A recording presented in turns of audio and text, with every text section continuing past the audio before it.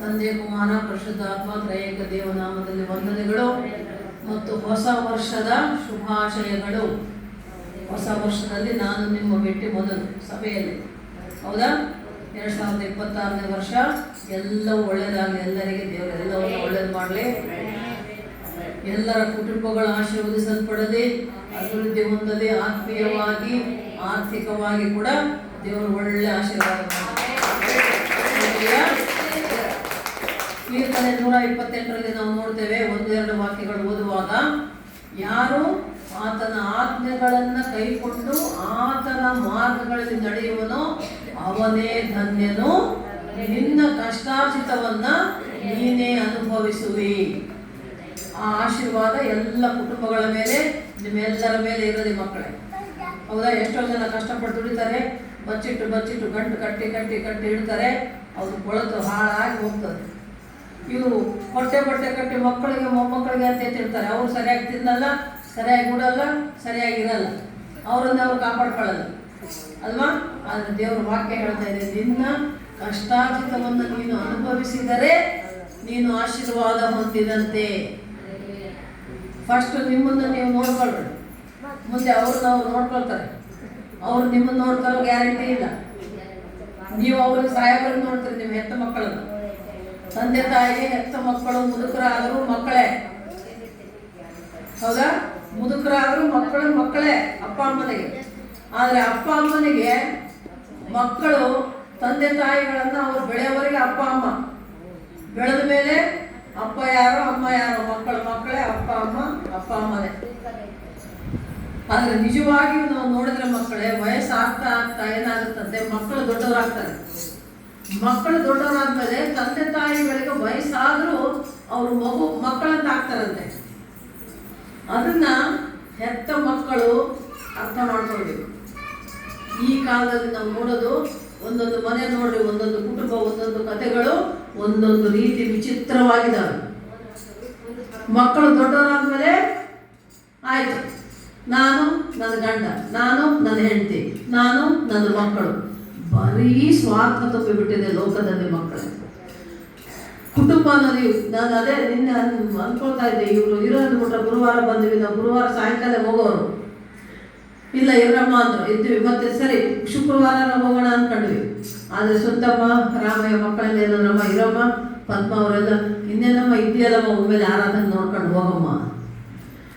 ಸರಿ ಆಯ್ತು ಹೇಳು ಅಂತ ನಾನು ಉಳ್ಕೊಂಡೆ. ಮತ್ತೆ ಅಪ್ಪಾಜಿ ಅಲ್ಲಿ ಆರಾಧನೆ ನಡೆಸ್ಬೇಕು ಬಳ್ಳಾರಿಲ್ಲ, ಅದಕ್ಕೆ ಅವ್ರು ಹೋದರು.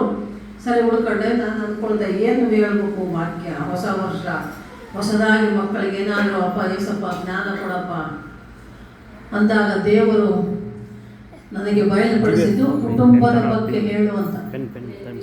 ಯಾಕೆಂದ್ರೆ ಈ ದಿನಮಾನಗಳಲ್ಲಿ ನಾವು ನೋಡುವಾಗ ಎಷ್ಟೋ ಕುಟುಂಬಗಳು ಚಿಕ್ಕ ಪುಟ್ಟ ವಿಷಯಕ್ಕೆ ನಾಶವಾಗಿ ಹೋಗ್ತಾ ಇದ್ದಾವೆ. ಕುಟುಂಬದ ಬಗ್ಗೆ ಮಾತನಾಡುವುದಕ್ಕಾಗಿ ದೇವರು ನನ್ನನ್ನು ಪ್ರೇರೇಪಣೆ ಮಾಡಿದ್ದು. ಕುಟುಂಬ ಅಂದರೆ ಏನು ಅಂತ ನಾವು ನೋಡಿದರೆ ಮಕ್ಕಳೇ, ಮದುವೆ ಆದಮೇಲೆ ಗಂಡ ಹೆಂಡತಿ, ಆ ಗಂಡ ಹೆಂಡತಿ ಸಂಸಾರ ಮಾಡಿದ ಮೇಲೆ ಹುಟ್ಟೋದು ಮಕ್ಕಳು. ಗಂಡ ಹೆಂಡತಿ ಇಬ್ಬರೇ ಇದ್ದರೂ ಕುಟುಂಬನೇ, ಗಂಡ ಹೆಂಡತಿಗೆ ಮಕ್ಕಳಾದರೂ ಕುಟುಂಬನೇ, ಆ ಮಕ್ಕಳಿಗೆ ಮಕ್ಕಳಾದರೂ ಅದು ಕುಟುಂಬನೇ. ಅದರ ಅರ್ಥ ಏನು ಅಂದರೆ, ಗಂಡ ಹೆಂಡತಿ, ಮಕ್ಕಳು, ಮೊಮ್ಮಕ್ಕಳು, ಮರಿ ಮೊಮ್ಮಕ್ಕಳು, ಹೀಗೆ 1, 2 ಅಲ್ಲ 3, 4 ತಲೆಮಾರುಗಳವರೆಗೂ ಒಂದಾಗಿದ್ದಾಗ ಅದು ಒಂದು ಕುಟುಂಬ ಅನಿಸ್ಕೊಳ್ತದೆ. ಲೋಕದ ರೀತಿಯಲ್ಲಿ ನಾವು ನೋಡುವಾಗ ಕುಟುಂಬಗಳು 2 ರೀತಿ. ಒಂದು ಬರೀ ಗಂಡ ಹೆಂಡತಿ ಇರುವಂಥ ಒಂದು ಚಿಕ್ಕ ಕುಟುಂಬ. ಗಂಡ ಹೆಂಡತಿ, ಮಕ್ಕಳು, ಮೊಮ್ಮಕ್ಕಳು ಕನಿಷ್ಠ 3 ತಲೆಮಾರಿಗಿಂತ ಹೆಚ್ಚಾಗಿ ಇದ್ದರೆ ಅದು ಕೂಡು ಕುಟುಂಬ ಅಂತ ಹೇಳ್ತೇವೆ ನಾವು. ಜಾಯಿಂಟ್ ಫ್ಯಾಮಿಲಿ ಅಂತ ಇಂಗ್ಲೀಷಲ್ಲಿ, ಕೂಡು ಕುಟುಂಬ. ಈ ದಿನಗಳಲ್ಲಿ ಕೂಡು ಕುಟುಂಬಗಳು ಬಹಳ ಕಡಿಮೆ ಆಗ್ಬಿಟ್ಟವೆ. ಅಲ್ಲೊಂದು ಇಲ್ಲೊಂದು ನೋಡ್ತೇವೆ ಅಷ್ಟೇ ನಾವು. ಗಂಡ ಹೆಂಡತಿ ಇಬ್ಬರೇ ಇರ್ತಾರೆ, ಮಕ್ಕಳಾದರೆ ಗಂಡ ಹೆಂಡತಿ ಅವರೇ ಮಕ್ಕಳು, 2 ತಲೆಮಾರು. ಆದರೆ ಮಕ್ಕಳಿಗೆ ಮಕ್ಕಳಾದರೆ 3 ತಲೆಮಾರು. ಗಂಡ ಹೆಂಡತಿ, ಮಕ್ಕಳು, ಮೊಮ್ಮಕ್ಕಳು ಮೂವರು ಸೇರಿ 3 ತಲೆಮಾರುಗಳು ಸೇರಿಕೊಂಡಿದ್ದಾಗ ಅದು ಕೂಡು ಕುಟುಂಬ ಆಗ್ತದೆ. ಮಕ್ಕಳು ಒಂದೇ ಕಡೆಯಲ್ಲಿ, ಒಂದೇ ಮನೆಯಲ್ಲಿ, ಒಂದೇ ಅಡಿಗೆ ಮಾಡಿಕೊಂಡು, ಒಂದೇ ದೇವರನ್ನು ಆರಾಧನೆ ಮಾಡಿಕೊಂಡು, ಪೂಜೆ ಮಾಡಿಕೊಂಡು ಇದ್ದರೆ ಅದು ಒಂದು ಕೂಡು ಕುಟುಂಬ ಅಂತ ಹೇಳ್ತಾರೆ. ಅಂಥ ಕುಟುಂಬಗಳು ಇವಾಗ ಬಹಳ ಕಡಿಮೆ. ಅಲ್ವಾ?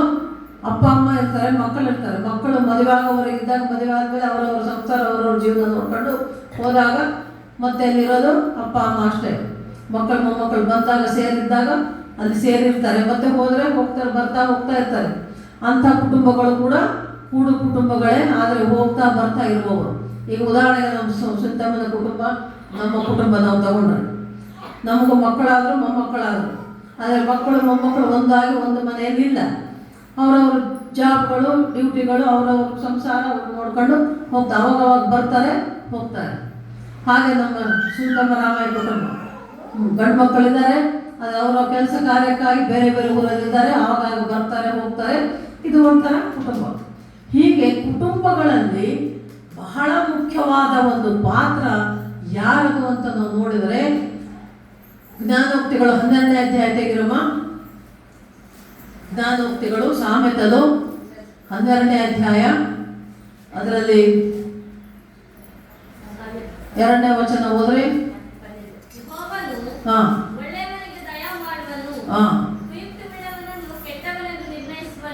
ನೆಕ್ಸ್ಟ್ ಹೋಗಮ್ಮ.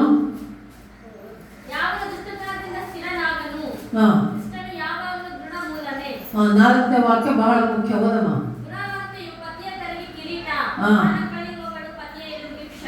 ಆಮೇಲೆ ಸಾಕಮ್ಮ. 4ನೇ ವಾಕ್ಯ ಬಹಳ ಬಹಳ ಬಹಳ ಮುಖ್ಯವಾದದ್ದು ಮಕ್ಕಳೇ. ಕುಟುಂಬದಲ್ಲಿ, ಮನೆಯಲ್ಲಿ, ಸಂಸಾರದಲ್ಲಿ ಬಹಳ ಮುಖ್ಯವಾದ ಒಂದು ಪಾತ್ರ, ಪ್ರಮುಖವಾದದ್ದು ಅಂದರೆ ಹೆಂಡತಿ ಎನ್ನುವುದು. ಏನಂತಿದೆಯಮ್ಮ? ಗುಣವತಿ. ಗುಣವತಿ ಯಾರು? ಗುಣವತಿ ಪತ್ನಿ. ಅದು ಗುಣವತಿ. ಮನೆ ಅಂದಮೇಲೆ ಯಾರಿರ್ತಾರೆ? ಗಂಡ ಹೆಂಡತಿ ಇರ್ತಾರೆ. ಅಲ್ಲಿ ಹೆಂಡತಿ ಆದವಳು ಏನಾಗಿರ್ಬೇಕಂತೆ? ಗುಣವತಿಯಾಗಿರಬೇಕು. ಆಕೆ ಗುಣ ಒಳ್ಳೆದಿರಬೇಕು, ಒಳ್ಳೆ ಮನಸ್ಸು ಇರಬೇಕು, ಒಳ್ಳೆ ಹೃದಯ ಇರಬೇಕು, ಒಳ್ಳೆ ನಾಲಿಗೆ ಇರಬೇಕು, ಒಳ್ಳೆ ಮಾತನಾಡುವಳಾಗಿರಬೇಕು, ಒಳ್ಳೆಯದನ್ನೇ ಮಾಡುವವಳಾಗಿರಬೇಕು. ಯಾರಿಗೆ ಒಳ್ಳೇದು ಮಾಡಬೇಕು? ಗಂಡನಿಗೆ, ಮಕ್ಕಳಿಗೆ, ಗಂಡನ ತಂದೆ ತಾಯಿ ಬಂಧು ಬಳಗಕ್ಕೆ, ತನ್ನ ತಂದೆ ತಾಯಿ ಬಂಧು ಬಳಗಕ್ಕೆ, ಎಲ್ಲರಿಗೂ, ಅಕ್ಕಪಕ್ಕದವರು, ನೆರೆಹೊರೆಯವರು ಎಲ್ಲರಿಗೂ ಒಳ್ಳೆಯದನ್ನೇ ಮಾಡುವವಳಾಗಿರಬೇಕು. ಯಾವಾಗ ಹೆಂಡತಿ ಒಳ್ಳೆಯವಳಾಗಿದ್ರೆ ಅದೇನಂತೆ? ಏನಾಗುತ್ತಮ್ಮ? ಓದು. ಗುಣವತಿ ಸತಿ. ಸತಿ ಅಂದ್ರೆ ಹೆಂಡತಿ, ಪತಿ ಅಂದ್ರೆ ಗಂಡ ಅಲ್ವಾ? ಹೆಂಡತಿ ಗುಣವತಿಯಾಗಿದ್ರೆ ಏನಂತೆ? ಅದರ ಅರ್ಥ ಗಂಡನಿಗೆ ಕಿರೀಟ ಅಂತೆ. ಕಿರೀಟ ಯಾರಿಗಪ್ಪ ಕೊಡ್ತಾರೆ? ಅಲ್ಲ, ಸಾಮಾನ್ಯವಾಗಿ ಯಾರು ಕಿರೀಟ ಹಾಕೊಳ್ಳೋದು? ಕಿರೀಟ ಯಾರು ಹಾಕೊಳ್ತಾರೆ ತಲೆ ಮೇಲೆ? ರಾಜರು. ರಾಜನ ಸ್ಥಾನ ಏನು? ಸಮಾಜದಲ್ಲಿ ಉನ್ನತವಾದ ಸ್ಥಾನ ಅಲ್ವಾ? ರಾಜ ಕಿರೀಟ ಹಾಕೋತಂದ್ರೆ, ರಾಜ ಯಾರು ಅಂದ್ರೆ ಅಲ್ಲಿ ಊರಲ್ಲಿ, ಕೇರಿಯಲ್ಲಿ, ದೇಶದಲ್ಲಿ, ಪ್ರದೇಶದಲ್ಲಿರುವಂತ ಎಲ್ಲರಿಗೂ ಉನ್ನತ ಸ್ಥಾನ ಹೊಂದಿದವನು. ಹಾಗೆ ಹೆಂಡತಿ ಒಳ್ಳೆಯವಳಾಗಿದ್ದರೆ ಅವನ ಗಂಡನ ಸ್ಥಾನಮಾನವು ಕೂಡ ಉನ್ನತವಾಗಿರ್ತದೆ. ಇದು ನಾವು ಲೋಕದ ರೀತಿಯಲ್ಲಿ ಕುಟುಂಬವನ್ನು ತೆಗೆದುಕೊಂಡು ಮಾತನಾಡಿದರೂ ಸರಿ, ಸಭೆಯನ್ನು ಕೂಡ ಒಂದು ಮನೆ ಅಂತ ನಾವು ಅಂದುಕೊಂಡಾಗ ಈ ಸಭೆಗೆ ಕಿರೀಟ ಯಾರು? ತಲೆ ಯಾರು ಸಭೆಗೆ? ಏಸಪ್ಪ. ಯೇಸುವೇ ಸಭೆಯ ಶಿರಸ್ಸು ಅಂತ ವಾಕ್ಯ ಹೇಳ್ತದಲ್ಲಮ್ಮ. ಸಭೆಗೆ, ಚರ್ಚೆಗೆ ತಲೆ ಯಾರು ಅಂದ್ರೆ ಯೇಸು ಸ್ವಾಮಿ. ಈಗ ಇಲ್ಲಿರೋರೆಲ್ಲರೂ ನಾವು ಯಾರು? ಯೇಸು ಸ್ವಾಮಿಗೆ ಪತ್ನಿಯರೇ. ಅರ್ಥ ಆಯ್ತಾ?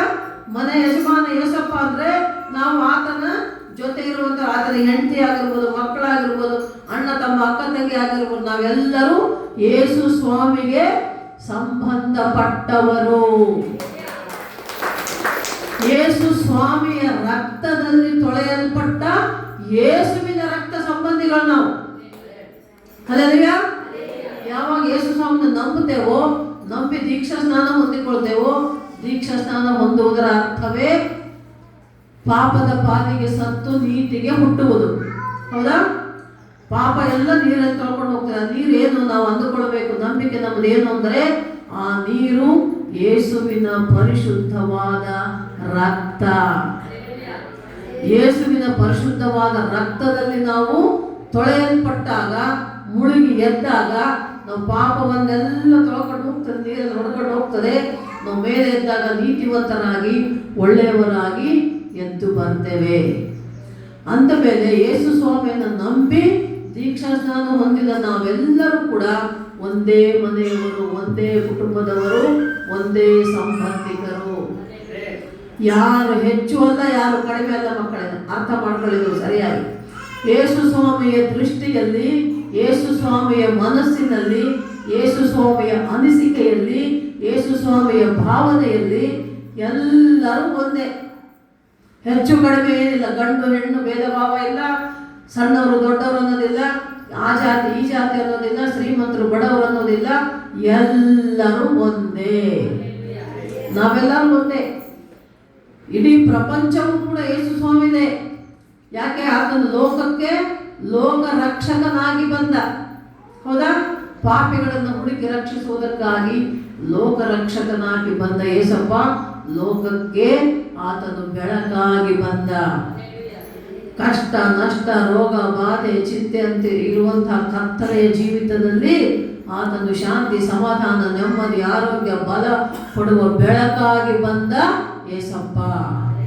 ಲೋಕಕ್ಕೆ ಬೆಳಕಾದ ಯೇಸಪ್ಪ, ಲೋಕರಕ್ಷಕನಾದ ಯೇಸಪ್ಪ, ನನಗೂ ನಿನಗೂ ಆತನೇ ಎಲ್ಲವೂ, ಸಮಸ್ತವಾತನೇ ಅಲ್ವಾ?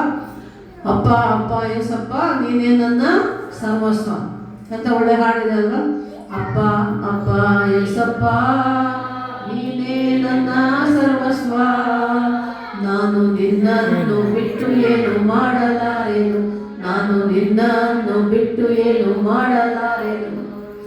ನನ್ನ ನಡೆಯಿಂದಾಗಲಿ ನನ್ನ ನುಡಿಯಿಂದಾಗಲಿ ನಿನ್ನ ನಾಮ ಒಂದೇ ಮಹಿಮೆ ಹೊಂದಲಿ. ನನ್ನ ನಡೆಯಿಂದಾಗಲಿ ನನ್ನ ನುಡಿಯಿಂದಾಗಲಿ ನಿನ್ನ ನಾಮ ಒಂದೇ ಮಹಿಮೆ ಹೊಂದಲಿ. ನನ್ನ ಸರ್ವಾಂಗಗಳು ನಿನ್ನ ಸ್ತುತಿ ಮಾಡಲಿ, ನನ್ನ ಸರ್ವಾಂಗಗಳು ನಿನ್ನ ಸ್ತುತಿ ಮಾಡಲಿ. ಹಲ್ಲೆಲೂಯಾ. ನೋಡಿ ಎಷ್ಟು ಒಳ್ಳೆ ಹಾಡು. ನನ್ನ ಸರ್ವಾಂಗಗಳು, ನನ್ನ ಕೈ, ಕಾಲು, ಕಣ್ಣು, ಕಿವಿ, ಮೂಗು, ಬಾಯಿ, ನಾಲಿಗೆ ಎಲ್ಲವೂ ಕೂಡ ದೇವರನ್ನ ಸ್ತುತಿಸಿ ಕೊಂಡಾಡಬೇಕು ಮಕ್ಕಳೇ. ಅಂದರೆ ಸಂಪೂರ್ಣವಾಗಿ ನಾವು ನಮ್ಮ ಪ್ರಾಣಾತ್ಮ ಶರೀರವು ಆತನಿಗೆ ಸಂಬಂಧಪಟ್ಟದ್ದು. ಆತಂದೆ ನಮ್ಮದೇನೂ ಇಲ್ಲ, ಎಲ್ಲವೂ ಆತಂದೆ. ನಾವು ಹುಟ್ಟಿದ್ದೇವೆ ಅಂದರೆ ನಮ್ಮ ಜನನ ಆತಂದೆ, ನಾವು ಸತ್ತು ಹೋಗ್ತೇವೆ ಅಂದರೆ ಮರಣವು ಆತಂದೆ ಕೊಟ್ಟಿದ್ದು. ನಾವು ಹುಟ್ಟುವಾಗಲೇ ಹುಟ್ಟಿದ ದಿನ, ನಾವು ಸಾಯೋದು ಯಾವಾಗ ಅಂತ ಸಾಯುವ ದಿನ, ಎರಡನ್ನು ಕೂಡ ದೇವರು ಬರೆದಿಟ್ಟುಬಿಟ್ಟಿರ್ತಾನಂತೆ. ಅದನ್ನು ಯಾರು ತಪ್ಪಿಸೋದಕ್ಕೆ ಸಾಧ್ಯ ಇಲ್ಲ. ಅರ್ಥ ಆಯ್ತಾ ಮಕ್ಕಳು? ಯಾರು ತಪ್ಪಿಸೋದಕ್ಕೆ ಸಾಧ್ಯ ಇಲ್ಲ. ಯಾರಿಗೆ ಮಕ್ಕಳಾಗಿಲ್ಲ ಅಂತ ನಾವು ಕೊರಗ್ತಾ ಇರ್ತೇವೆ. ಮಕ್ಕಳಾಗಬೇಕು ಅಂದರೆ ಅದು ದೇವರ ಚಿತ್ತ. 128ಕ್ಕೆ ಇರ್ತದೆ, ಗರ್ಭಫಲವು ಯೆಹೋವನು ಕೊಡುವ ಬಹುಮಾನ. ಆ ಬಹುಮಾನ ಆತನೇ ಕೊಡೋದು. ಯಾರಿಗೆ ಕೊಡ್ತಾನೆ? ಒಳ್ಳೆಯವರಿಗೆ, ನಂಬಿಕೆಯಿಂದ ಇದ್ದವರಿಗೆ, ದೇವರಲ್ಲಿ ಸಂಪೂರ್ಣವಾಗಿ ಪ್ರೀತಿ ವಿಶ್ವಾಸ ಇಟ್ಟುಕೊಂಡ ದಂಪತಿಗಳಿಗೆ ಖಂಡಿತ ಯೇಸಪ್ಪ ಬಹುಮಾನವನ್ನು ಕೊಟ್ಟೇ ಕೊಡ್ತಾನೆ. ಆ ಗರ್ಭಫಲ ಬಹುಮಾನ ಸಿಗುವುದು ಕೂಡ ಅಷ್ಟು ಸುಲಭ ಅಲ್ಲ, ಎಲ್ಲರಿಗೂ ಬರಲ್ಲ. ಎಷ್ಟೋ ಜನ ನಾವಿಲ್ಲಿ ನೋಡ್ತಾ ಇದ್ದೇವೆ, ಮದುವೆ ಆಗಿದೆ ಮಕ್ಕಳಾಗಿಲ್ಲ ಅಂತ. ಅಂದರನ್ನ ನೋಡುವಾಗ ಯಾರಿನ ಗುಡಿ ಗುಂಡಾರಗಳು, ಮಾಟ ಮಂತ್ರಗಳು ಏನೇನೋ ಮಾಡಿಕೊಳ್ತಾ ಇದ್ದಾರೆ. ಕ್ರೈಸ್ತರಾದವರು ಕೂಡ ಪ್ರಾರ್ಥನೆಯಲ್ಲಿದ್ದಾರೆ. ಮದುವೆ ಆದಮೇಲೆ 5 ವರ್ಷ, 10 ವರ್ಷ, 15 ವರ್ಷ, 20 ವರ್ಷಕ್ಕೂ ಕೂಡ ದೇವರು ಗರ್ಭಫಲವನ್ನು ಕೊಡ್ತಾನೆ. ಆತ ಕೊಡಬೇಕು ಅಂದುಕೊಂಡಾಗ ಕೊಡ್ತಾನೆ. ಆತನ ಚಿತ್ತ ಅಲ್ವಾ? ಅಬ್ರಹಾಮ ಸಾರ ದಂಪತಿಗಳನ್ನು ನೋಡುವಾಗ ಹಳೆ ಒಡಂಬಡಿಕೆಯಲ್ಲಿ 100 ವರ್ಷಕ್ಕೆ ಮಗನನ್ನು ಕೊಟ್ಟರು. 100 ವರ್ಷವಾದರೂ ಅವರ ನಂಬಿಕೆ ಬಿಡಲಿಲ್ಲ ಮಕ್ಕಳೇ. ದೇವರ ಸಹವಾಸ ಬಿಡಲಿಲ್ಲ, ದೇವರಲ್ಲಿ ನಂಬಿಕೆ ಬಿಡಲಿಲ್ಲ, ದೇವರಲ್ಲಿ ವಿಶ್ವಾಸ ಬಿಡಲಿಲ್ಲ, ದೇವರಲ್ಲಿ ಪ್ರಾರ್ಥನೆ ಮಾಡುವುದು ಬಿಡಲಿಲ್ಲ. ದೇವರು ಮಾಡಬೇಕು ಅಂದುಕೊಂಡಾಗ ಅದನ್ನು ಮಾಡೇ ಮಾಡ್ತಾನೆ. ಯಾವಾಗ ಮಾಡ್ತಾನೆ ಅಂದರೆ ನಿನ್ನ ಸಮಯಕ್ಕಲ್ಲ, ಆತನ ಸಮಯದಲ್ಲಿ. ಹಲ್ಲೆಲೂಯಾ. ಆತನ ಸಮಯದಲ್ಲಿ ಯಾರಿಗೆ ಯಾವಾಗ ಏನು ಬೇಕೋ ಅದನ್ನು ಒದಗಿಸಿ ಕೊಡ್ತಾನೆ, ಕೊಟ್ಟೇ ಕೊಡ್ತಾನೆ. ಆ ನಂಬಿಕೆಯಲ್ಲಿ ನಾನು ನೀನು ಇರಬೇಕು. ಹಲ್ಲೆಲೂಯಾ. ಹಾಗೆ ಕುಟುಂಬದಲ್ಲಿ ಹೆಂಡತಿಯಾದವಳು ಗಂಡನ ಬಗ್ಗೆ, ಮಕ್ಕಳ ಬಗ್ಗೆ, ಬಂಧು ಬಳಗದ ಬಗ್ಗೆ ಕಾಳಜಿ ವಹಿಸಬೇಕು, ಕೇರ್ ಮಾಡಬೇಕು, ಪ್ರೀತಿ ಮಾಡಬೇಕು, ಅವರಿಗಾಗಿ ಪ್ರಾರ್ಥನೆ ಮಾಡಬೇಕು. ಏನೇ ಕಷ್ಟ ನಷ್ಟ ಬಂದರೂ ಸಹಿಸಿಕೊಳ್ಳಲು ಮಾತ್ರ ಒಂದು ಕುಟುಂಬ ಸಂತೋಷವಾಗಿ ಸಮಾಧಾನವಾಗಿ ಶಾಶ್ವತವಾಗಿ ನಿಲ್ಲುವುದಕ್ಕೆ ಸಾಧ್ಯ. ಮಕ್ಕಳೇ, ಏನೇನಿರ್ಬೇಕಲ್ಲಿ ಪ್ರೀತಿ ಇರಬೇಕು. ಗಂಡ ಹೆಂಡತಿಯನ್ನು ಪ್ರೀತಿಸಬೇಕು, ಹೆಂಡತಿ ಗಂಡ ಮಕ್ಕಳು ತಂದೆ ತಾಯಿಯನ್ನು ಪ್ರೀತಿಸಬೇಕು, ಇಡೀ ಕುಟುಂಬ ದೇವರನ್ನು ಪ್ರೀತಿಸಬೇಕು. ಗಂಡನಾಗಲಿ ಹೆಂಡತಿ ಆಗಲಿ ಮಕ್ಕಳಾಗಲಿ ಮೊದಲ ಸ್ಥಾನವನ್ನ ದೇವರಿಗೆ ಯೇಸಪ್ಪನಿಗೆ ಕೊಡಬೇಕು. ಗಂಡ ಹೆಂಡತಿಯನ್ನಾಗಲಿ ಹೆಂಡತಿ ಗಂಡನನ್ನಾಗಲಿ ಹೆಚ್ಚು ಪ್ರೀತಿಸಿದರೆ ಅಲ್ಲಿ ದೇವರ ಆಶೀರ್ವಾದ ಕೃಪೆ ಸಿಗೋದಿಲ್ಲ ನಿಮಗೆ. ಗಂಡ ಹೆಂಡತಿ ತಮ್ಮ ಮಕ್ಕಳನ್ನೇ ಹೆಚ್ಚಾಗಿ ಪ್ರೀತಿಸ್ತಾ ಹೋದರೆ ಅಲ್ಲಿ ಮತ್ತೆ ದೇವರ ಕೃಪೆ ಆಶೀರ್ವಾದ ಇರುವುದಿಲ್ಲ. ಯಾಕೆಂದ್ರೆ ನೀವು ಮೊದಲ ಸ್ಥಾನ ಯಾರಿಗೆ ಕೊಡ್ತಾ ಇದ್ದೀರಿ? ನಿಮ್ಮ ಮಕ್ಕಳಿಗೆ ಕೊಡ್ತಾ ಇದ್ದೀರಿ. ನಿಮ್ಮ ಮಕ್ಕಳೇ ನಿಮಗೆ ಮುಖ್ಯವಾದರೆ ನೆನಪಿಟ್ಟುಕೊಳ್ಳ್ರಿ ಮಕ್ಕಳೇ, ಆ ಮಕ್ಕಳನ್ನೇ ಇಲ್ಲವಾಗಿ ಮಾಡುತ್ತಾನೆ ದೇವರು. ಹಲ್ಲೆಲೂಯಾ. ಮೊದಲನೇ ಸ್ಥಾನ ಯಾವಾಗ ಏಸಪ್ಪನಿಗೆ ಇರಬೇಕು. ಏಸಪ್ಪ ಆದ ಮೇಲೆ ಗಂಡ ಹೆಂಡತಿ ಮಕ್ಕಳು ಬಂಧು ಬಳಗ ಅಪ್ಪ ಅಮ್ಮ ಅವ್ವ ತಾತ ಎಲ್ಲ ನೆಕ್ಸ್ಟ್. ಮೊದಲ ಸ್ಥಾನ ಪ್ರತಿ ಕುಟುಂಬದಲ್ಲಿ ಇದು ಬಹಳ ಮುಖ್ಯವಾದ ಅಂಶ ಮಕ್ಕಳೇ. ಪ್ರತಿ ಕುಟುಂಬವು ತನ್ನ ಕುಟುಂಬದಲ್ಲಿ ಮೊದಲನೇ ಸ್ಥಾನವನ್ನ ಏಸಪ್ಪನಿಗೆ ಕೊಡಬೇಕು. ದೇವರ ಆಶೀರ್ವಾದ ಸದಾ ಕಾಲ ನಿಮ್ಮ ಮೇಲೆ ಇರ್ತದೆ. ಎಷ್ಟರವರೆಗೆ ಅಂದರೆ ಸಾವಿರಾರು ತಲೆಮಾರುಗಳವರೆಗೆ. ತಲೆಮಾರುಗಳಂದ್ರೆ 1 2 3 4 ಏನು ವಂಶಗಳಂತ ಹೇಳ್ತೀವಿ ನಾವು. ಅಂದ್ರೇನು? ಗಂಡ ಮಗ ಮೊಮ್ಮಗ, ಒಂದು 3 ತಲೆಮಾರಿದು. ಮತ್ತೆ ಬರೀ ಮೊಮ್ಮಗ ಗಿರಿ ಮೊಮ್ಮಗ 5 ತಲೆಮಾರು. ಹಿಂಗೆ ಇವರಿಗೆ ಮಕ್ಕಳು ಆಗ್ತಾ ಹೋದರೆ ನೂರಾರು ಸಾವಿರಾರು ತಲೆಮಾರುಗಳವರೆಗೂ ದೇವರ ಆಶೀರ್ವಾದ ನಿಮಗೆ ನಿಮ್ಮ ಮಕ್ಕಳಿಗೆ ಇರುತ್ತದೆ. ಅದೇ ನೀವು ದೇವರಿಗೆ ವಿರುದ್ಧವಾಗಿ ವರ್ತಿಸಿ ನಿಮ್ಮ ಮೊದಲ ಸ್ಥಾನವನ್ನ ನಿಮ್ಮ ಮಕ್ಕಳಿಗೆ ಮೊಮ್ಮಕ್ಕಳಿಗೆ ಕೊಟ್ಟರೆ ಅಲ್ಲಿ ನೀವು ಅಷ್ಟು ಆಶೀರ್ವಾದ ಹೊಂದಿಕೊಳ್ಳಲ್ಲ. ಅದಕ್ಕೆ ತಕ್ಕ ಹಾಗೆ ನಿಮಗೆ ಏನಾದರೂ ಶಾಪವು ಬರಬಹುದು. ದೇವರಿಗೆ ಮೊದಲ ಸ್ಥಾನ ಕೊಡಬೇಕಿಟ್ಟು ಪ್ರತಿ ಕುಟುಂಬದಲ್ಲಿ ಮೊದಲನೇ ಅಂಶ ಇದೆ. ಕುಟುಂಬ ಅಂದ್ರೆ ಫಸ್ಟ್ ಸ್ಥಾನ, ಫಸ್ಟು ಏಸಪ್ಪ ಆದ್ಮೇಲೆ ಎಲ್ಲ ಅಂದ್ಕೊಡ್ರಿ. ನಿಮ್ಗೆ ದೇವರ ಆಶೀರ್ವಾದ.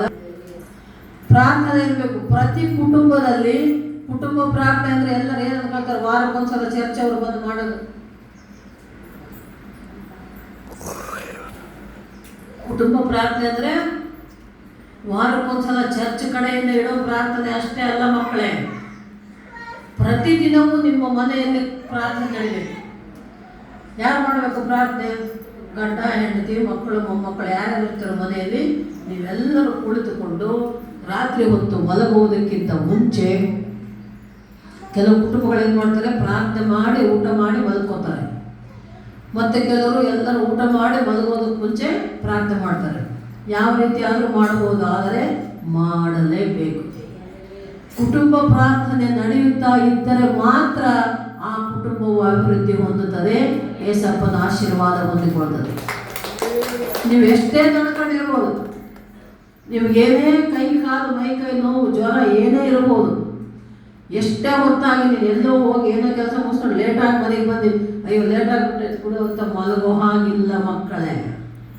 ಎಲ್ಲರೂ ಕೂತ್ಕೊಂಡು ಪ್ರಾರ್ಥನೆ ಮಾಡಿಕೊಂಡು ದೇವರಿಗೆ ಕೃತಜ್ಞತೆ ಹೇಳಿ, ಅಪ್ಪ ತಂದೆ ಈ ದಿನ ಎಲ್ಲ ನಮ್ಮನ್ನು ಕಾಯ್ದು ಕಾಪಾಡಿದ್ದೀಯಪ್ಪ, ಅದಕ್ಕೆ ನಿನಗೆ ಥ್ಯಾಂಕ್ಸ್ ಅಪ್ಪ ಏಸಪ್ಪ.